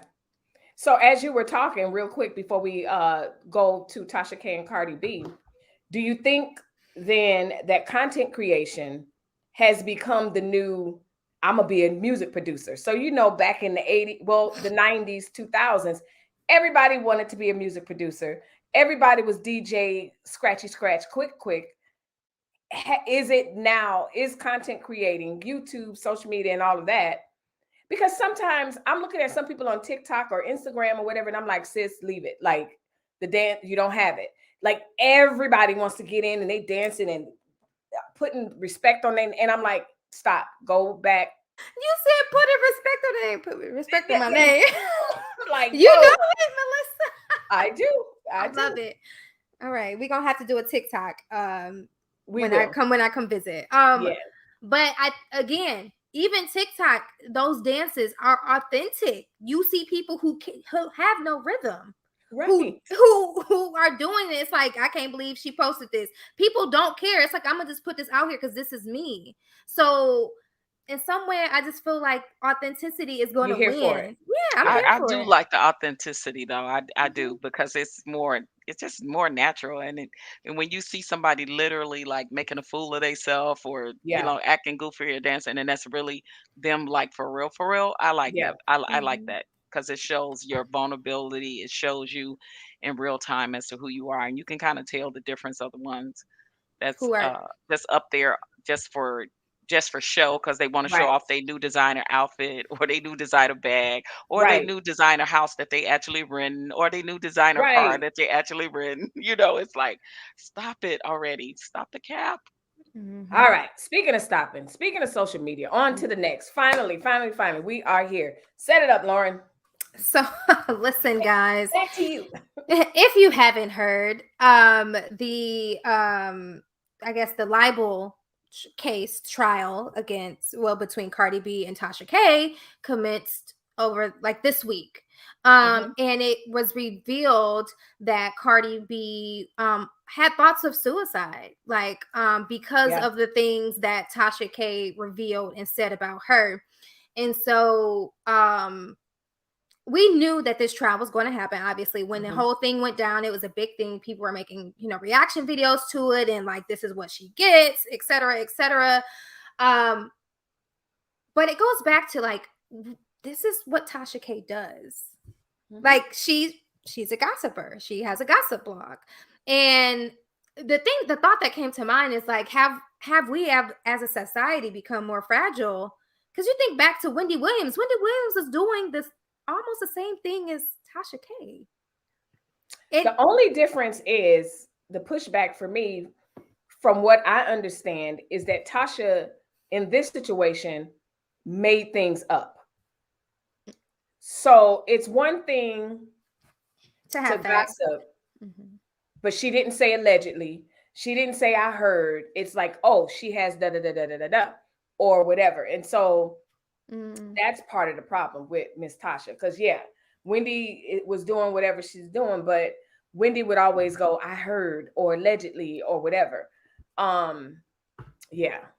This is going to be interesting. And a lot of people are saying, and you guys can chime in, also, a lot of people are saying that it's going to set a precedence on how we as content creators will be able to do commentary and do our videos or whatever. And like I said, the pushback for me is I'm not making up anything. It's okay if Tasha would have said, in my opinion, Tasha allegedly was putting things out about Cardi's blood and this and that and the other to kind of say it to where YouTube likes it, to the point where she was making things up.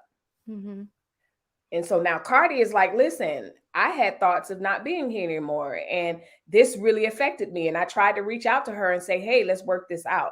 This looks bad on Tasha to me. Well, it looks bad on Tasha because Cardi has some really good lawyers that prepared her to be an actress taking a stand. That bitch was not I won't say visionary platform, but that chick was not about, and I like Cardi B music, but let me ask you this, honey. Was you trying to commit suicide after WAP or before? Ooh, after. No, it was before, because she because it came out, these accusations with her and Tasha K came out before WAP dropped, because she said it and it was probably before she had her first child, or right after her first child. Because that's when people were saying, oh, you kiss your baby and you got this, whatever. Now, we don't know.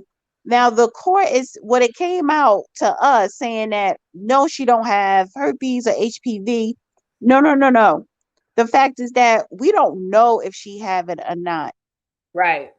The court is, so the fact is that we don't, when you're dealing with lawyers, it's not about who's right and who's wrong. It's about whose story is more convincing, right? And how are they spinning it? So you got to understand, and talking about something, you were depressed. No, you were not, because you were still making movies. You were still touring. And I remember her being filmed. You know how they do behind the scenes when you touring? That she was like, oh my God, my vagina hurt, it's burning or some mess. It must be this Dove soap. No, it's your dirty husband. Yep, that's what they said. So, I don't think that whatever information Tasha K had, I don't think it was false. However, if but you didn't have proof. You did not have. So when you say somebody has something, you don't have their medical records. And if you did, that's a HIPAA violation. So you are saying something that would be making up something because you don't have proof. So you see, so it is a lie because you cannot prove it. However, that doesn't mean that she does not have it or never did have it. So, you know. They say that, to your point, you can tell that Cardi's lawyers definitely prepped her for the moment. From what I understand, Tasha K is behaving like, are you kidding me right now? And a lot of people, the debate is, will Tasha K come out of this? If she loses, will she come out of this better for it? Or will this hurt her brand? And I think Tasha is of the mindset, all press is good press. It don't matter. She's gained so many subscribers behind this. She reached 1 million, but like you said in the beginning, is YouTube or social media going to start pulling out rules and regulations of what we can and cannot say about celebrities? Tasha K made her money. Yep. If you notice, Tasha K built a website where you could join for a membership. So if YouTube takes her off, she's still going to be making millions from her website. Yep. So whatever. So because Cardi B is going to win this case, but what Tasha K did is harming the rest of us content creators, and it's kind of selfish that you were being reckless and unprofessional, right? You're worse than Wendy, because I don't think Wendy was never dragged in court like this. So what you did, you're hurting other content creators money, Black content creators, especially the ones that talk about celebrity, because on YouTube, if you talk about celebrity gossip, entertainment makes the most money. Yep. If you talk about relationships, they make money too. So, and then politics, they already put censorship on politics. Every time I do a video on Kamala or Joe Biden, it takes forever for it to be monetized. So now with this, I was going to commit suicide. So now basically what Cardi B is doing is setting it up for us regular folk to have censorship on how we talk about them, even though you want to put out music about your vagina. Right. No, but that's okay though. That's okay. It's like, you could talk about all of that. I want to give my perspective. Go ahead. Again, these are like really, I have to like really be careful. Okay, so Melissa, I just sent you an email, right? Like, I met Cardi B. I met her in Vegas before she got as big as she did. That picture that email I just sent you is a picture that I actually took of Cardi when my cousin did Cardi B's makeup. Okay. When she had residency in Las Vegas. Okay. So my thing is, when it comes to mental illness, I it's not, or going through depression, it's not my place to judge when somebody have said they have experienced that, because I know for myself, as a person that have dealt with that, you can still get up and go to work and do things and work a job and do anything you want to do and still be in that state. So for me, and soon as this incident happened, when my friend realized that who Tasha K interviewed, and she dragged her the same way, I got the phone call from my said friend that said, calm as a bee, right? You know how she did me when she when she interviewed me, because my friend was exposing a lot of things about the industry. Okay. And but when you are lying, when you are flat out lying, or you cannot prove, you can't say what you want to say, because there's a thing called defamation of character and slander, and that's why she's getting ready to lose this case right now. And when you admittedly open up in court and say that you lied, you said things that were not true, and you don't have receipts to back them up, I don't care. It's not what you believe, it's what you can prove. Right. And she cannot prove the things that she said, and she knew she even said some things she even made up. Well, so she said it in court that she realized she says things and makes things up and puts things out that she knows isn't true or whatever. I mean, everybody's watching this case. Everyone's watching it to see what the results are going to be. What I didn't think about, for some strange reason, I don't know why my mind didn't go to this, but now the conversation is, okay, is YouTube liable now? Because what did Cardi ask YouTube? Like, hey, make her take these videos down. This is not true. This is what's happening, that type of thing.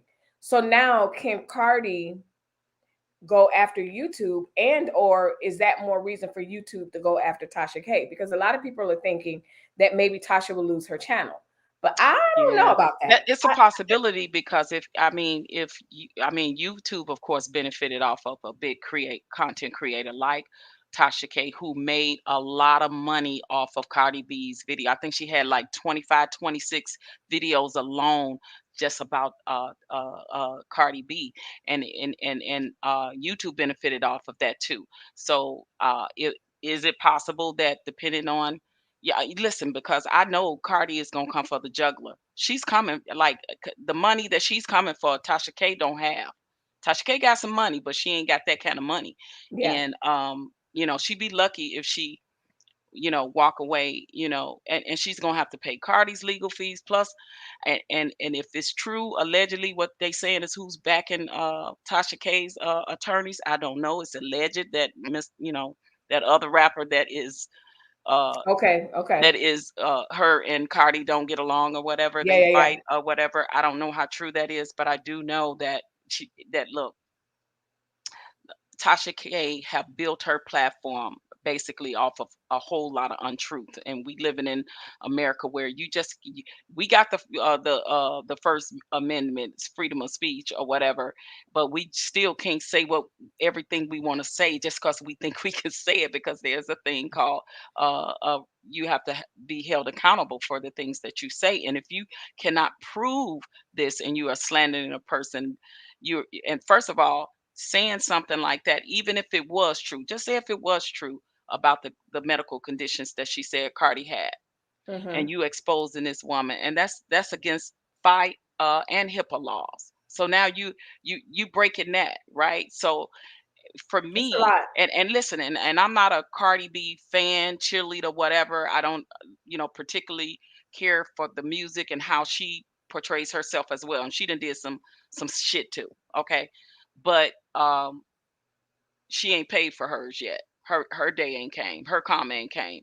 This is Tasha K's.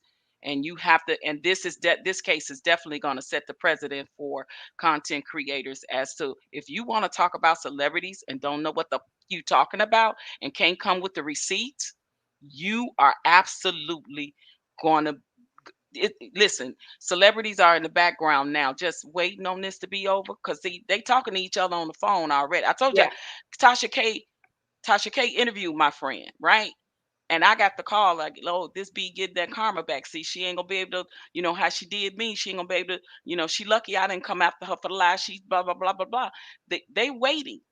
So content creators gonna definitely have to be careful about what they say about celebrities that don't have the receipts to prove it. This case is gonna be profound for that. But this is the thing, like last summer, when Judge Joe Brown was on Kwame platform, and he went viral several times because he was like, Cardi B a hoe, Lizzo a fat hoe.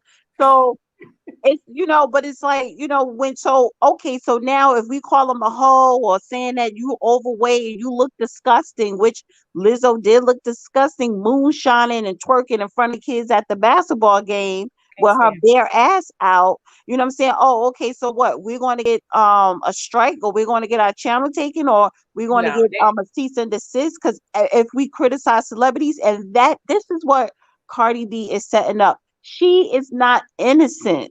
Now, I think that's an opinion or a view. I don't think, I'm saying you can say that, and that's your opinion or view of a person. If I call you a hoe, if I say you are a slut, so just like Tasha K called Cardi B names too.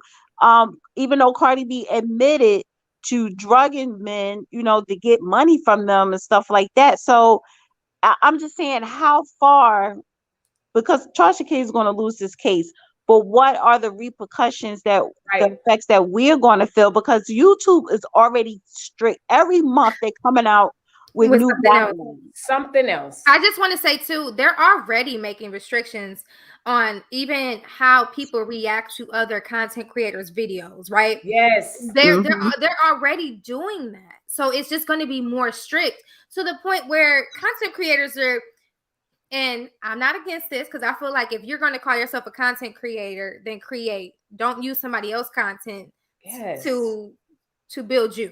I'm gonna just use that, period. And y'all can take that how y'all want. But it's just going to make content creators they're going to be forced to be more creative, like literally get in your creativity bag and create content. Don't use somebody's clip and spend an hour and a half talking about somebody else's clip.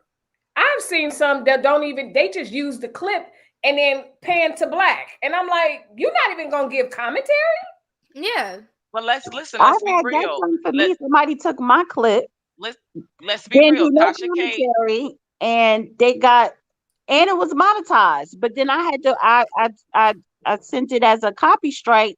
That, and no, matter of fact, I gave them the courtesy. I emailed them saying, "Hey, can you take down my video because you didn't ask that?" They didn't even say in the description, "Oh, this is the real Dana, go to the real Dana." If they would have put my channel in the description, I would have left it alone. But they didn't even do that. So I emailed them, "Can you take it down? Or can you send us the link?" Send them, never took it down. And then I gave them a YouTube strike. Yeah. Right. I was getting ready to say, Dana, now just literally being disrespectful in that way, not one to give the original content creator a hashtag or a @ or a credit for where you got the video from or the thumbnail or whatever it is that you're using. I agree with you in that aspect. But you put up Tasha my K, clip with no commentary and slap your logo on it. Are you crazy? No. Right. But Tasha K is infamous for giving other people strikes when they say stuff about her that she don't like. But then look what she turned around to do. Oh, so it's like is it what she don't like or using her video? No, I heard when they doesn't talk like about you her, to put, I heard she like, don't want you to put her name in the title. Yeah. Don't use her content. Like she could dish it, but allegedly she can't take it. From what I understand, exactly. I never reacted to her. If y'all don't see narcissists written all over Tasha K, like she exemplifies a narcissist personality person. And like, you know that you see her behavior in court. Like she's not listening to the attorney. She's not doing anything that they told her to do. She's still walking up in there happy-go-lucky, like she ain't got a care in the world. The way she talking, carrying herself, the things that she's doing, her behavior in court. That is a narcissistic personality. Now, also YouTube, it came out that they don't black content creators, we don't get paid the same as white counterparts, content creators, or anybody else. We don't. Now, and it already came out with TikTok. Do not pay the black content creators on TikTok nowhere near the white ones. And it's the white ones that be stealing all of the black content creators' creativity. But my thing is, especially this is focused on TikTok just real briefly.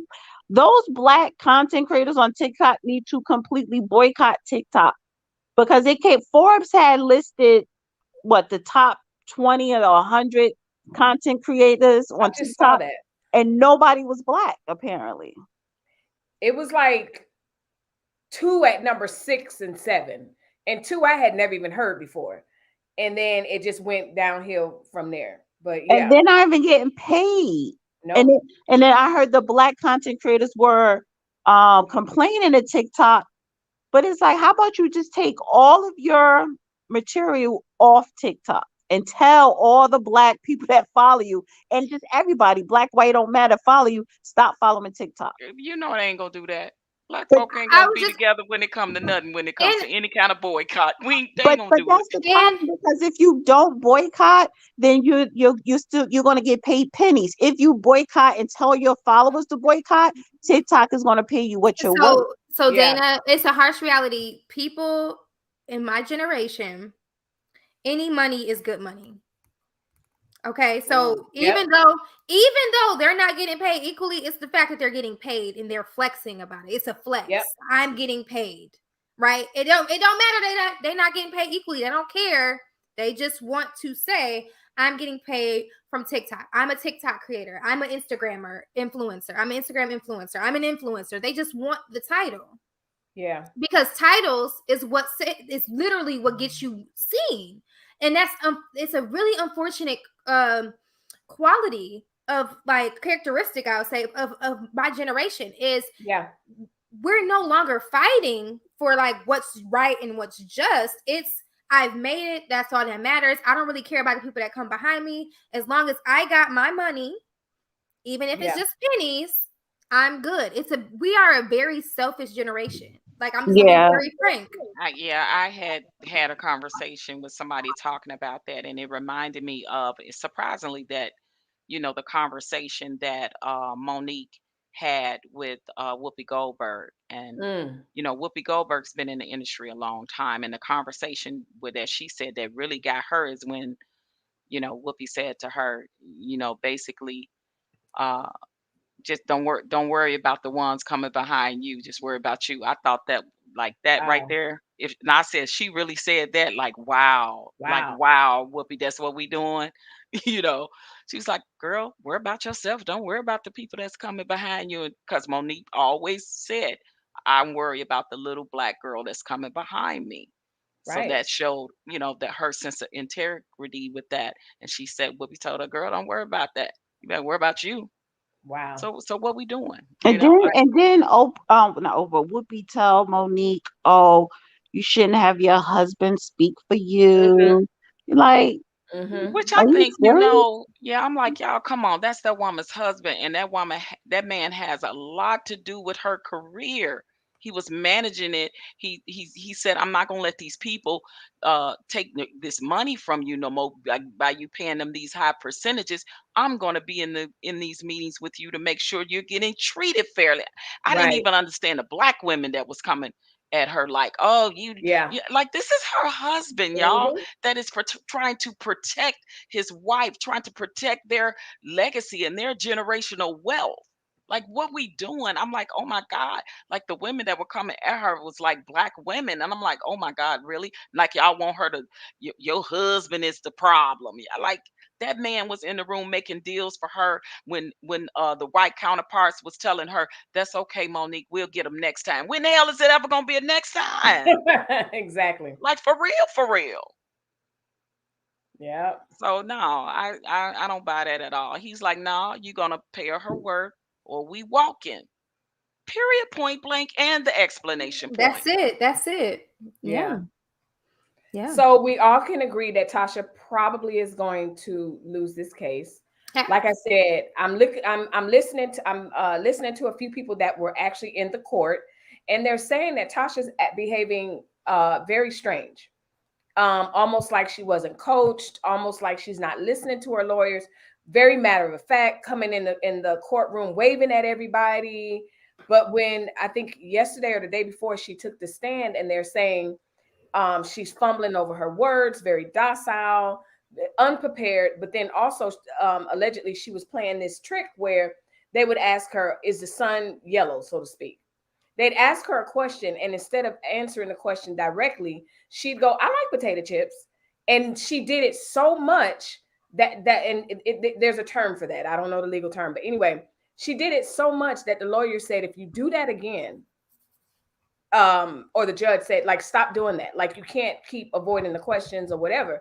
And so she's also, besides whatever evidence that they have, because allegedly Cardi has over 1,000, what is it called? Like, evidence when they put it in discovery. Oh, discovery. This discovery evidence or whatever.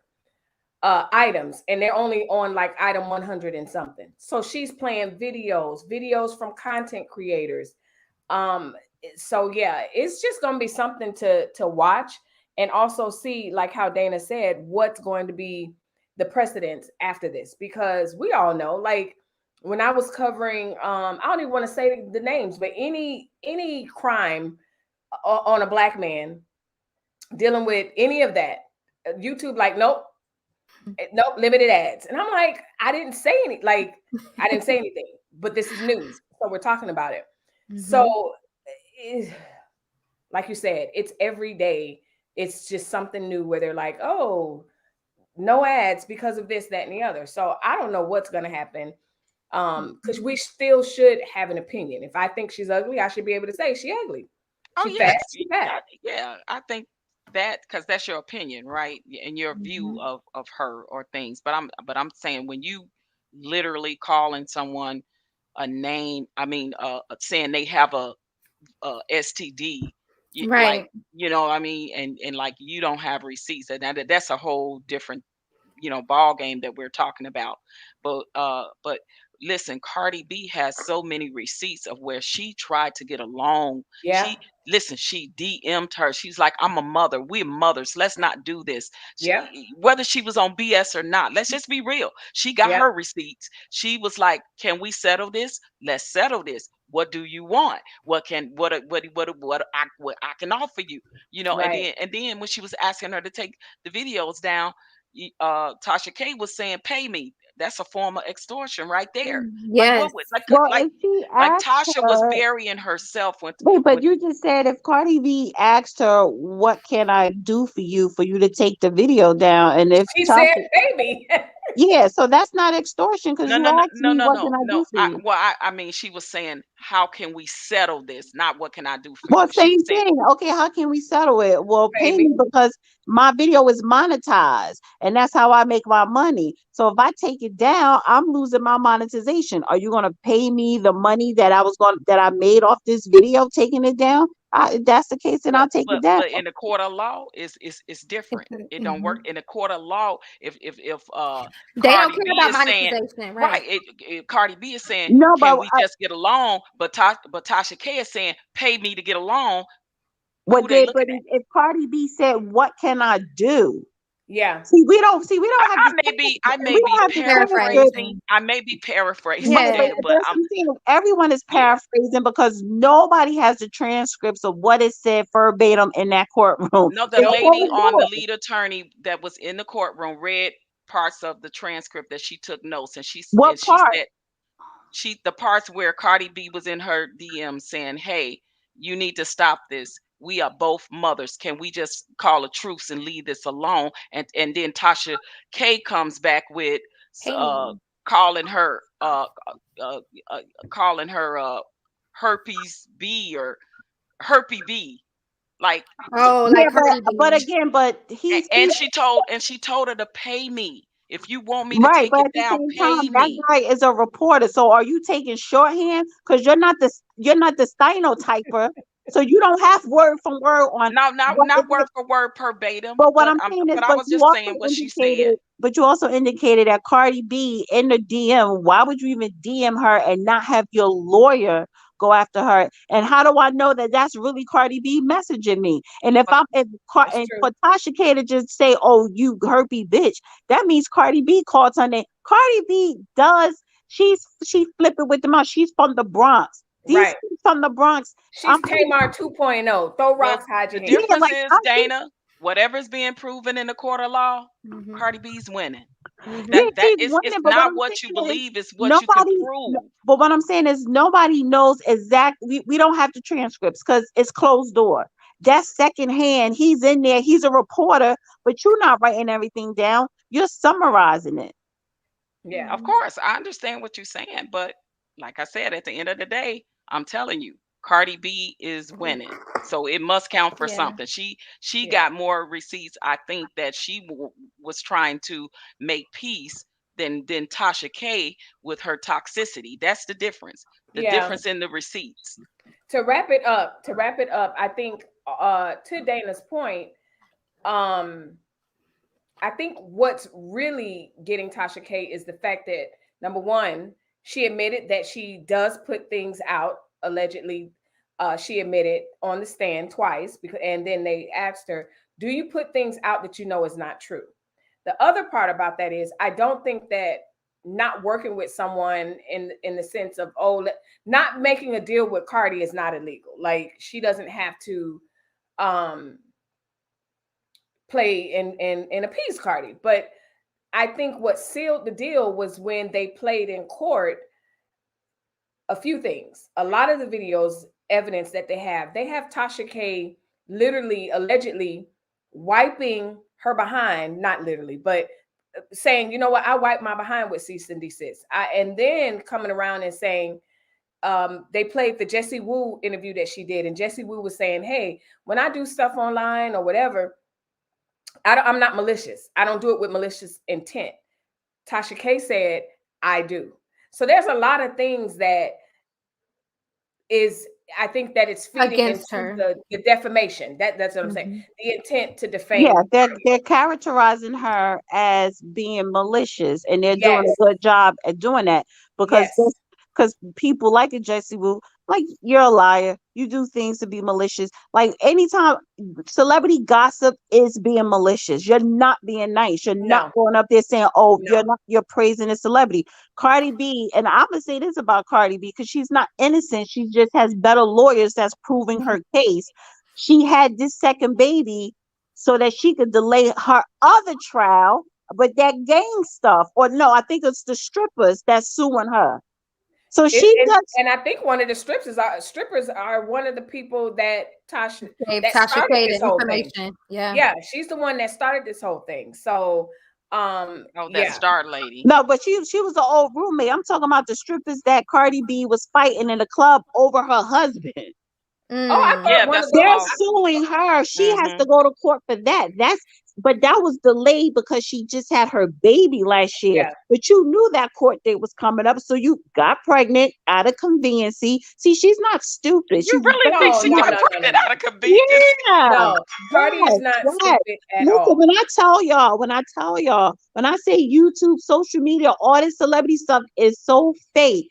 People, this is the thing. When you know the hammer's about to come down, and you can look at the White House with this, what do you do to create a distraction? You create chaos, or you do something as a distraction.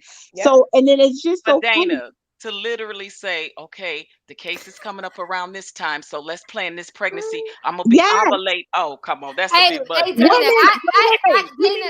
hold on, Dana. One second, Lauren. 1 second. You mean to tell me women don't intentionally get pregnant to trap their husband so they could get alimony and child support? You said for the case, though. You didn't say to trap the husband. That's two different things, Dana. Come on now. I think that's disingenuous right there. Hold on. I think you're giving Cardi B way too much power, because I don't think she thinks like her brain is all the way there to even come up with devise a plan. Like, do you know how much planning that would take? That Cardi B already ain't all the way there. So if you think she's sitting up here like Pinky in the brain, like if you think she's sitting up here like Pinky in the brain talking about what can we do, I guarantee you a baby is the last on her list. Wag the dog. That's what I was thinking. Look at the banner. Yeah, nah, she didn't plan her. She didn't plan her pregnancy around no case. I think she know that even her lawyers probably didn't told her what her chances are of winning that case. She's probably just gonna take her loss, lick her wounds, and go on somewhere. I mean, because she gonna win this case, so whatever money she get from this, she can pay off whatever from that one. And we all know, truthfully, the game is who has the better lawyers. Point blank, period. Right. So, it don't even, that's true. That really is what. But Melissa, why would Tasha K hire criminal attorneys to handle a civil case? That was really a good point that the lead attorney said today. I was like, wait, I thought she had civil attorneys. Like, why would you? Exhibits. Thank you, Chief Rocka. Thank you. Exhibits. Jeez. When we were talking about the little evidence thing. Anyway, where'd Dana go? What's your opinion on that, Melissa? What's your opinion on like would you hire a criminal attorney to handle a civil case? No, I would not. I'm gonna add you, Dana, but I don't know if you dropped off yourself. And here's the thing. No, you keep adding me and dropping me, but yeah, because I have to go out and come back in. Here's the thing, Patrice. Now, Tyler Perry is a very bad script writer, and even in his little sitcom Sisters, she even said, I'm not a criminal attorney, but I can find you one. Yeah. Like, that's hard. But look, let me end on this note. Bad means good or bad? What? You say he's a bad script writer. Bad, good? Like, oh, that man. Oh, no, he's terrible. It's a terrible. Okay. No. Okay. He's not. We'll save it for next Friday. We'll save it for next Friday because you know what? He's owning. And we could talk about it, but I think he's literally if he hasn't already, he owns BET. If I see another show come on BET, produced, directed, played by Tyler Perry, I'm gonna scream. Wow, that's a good point. I never thought about that. Can we get back to the old BET? But we can talk about that on the next show because we'll talk about that. All right, y'all. Thank you, Dana, for popping in, giving your commentary as usual. It's such a pleasure. You're so funny, and I'll be on you guys' side tomorrow. And OG Patrice, it's always a good time over here when you come in. And on that note, you heard our commentary. We're closing. And so this is our first show with the Melissas, Lauren, Melissa, and Melissa on Friday, sipping and just saying. So hopefully you guys enjoyed it, and I know you did. So go ahead and hit the like button. Now, do it now. And subscribe and all that other wonderful stuff. Pew, pew, pew, pew, pew. And all of our channels will be listed in the description box when I am done. But in the meantime, in between time, catch up on the videos, go get to know all these women, and we'll be out of here. Peace. Bye.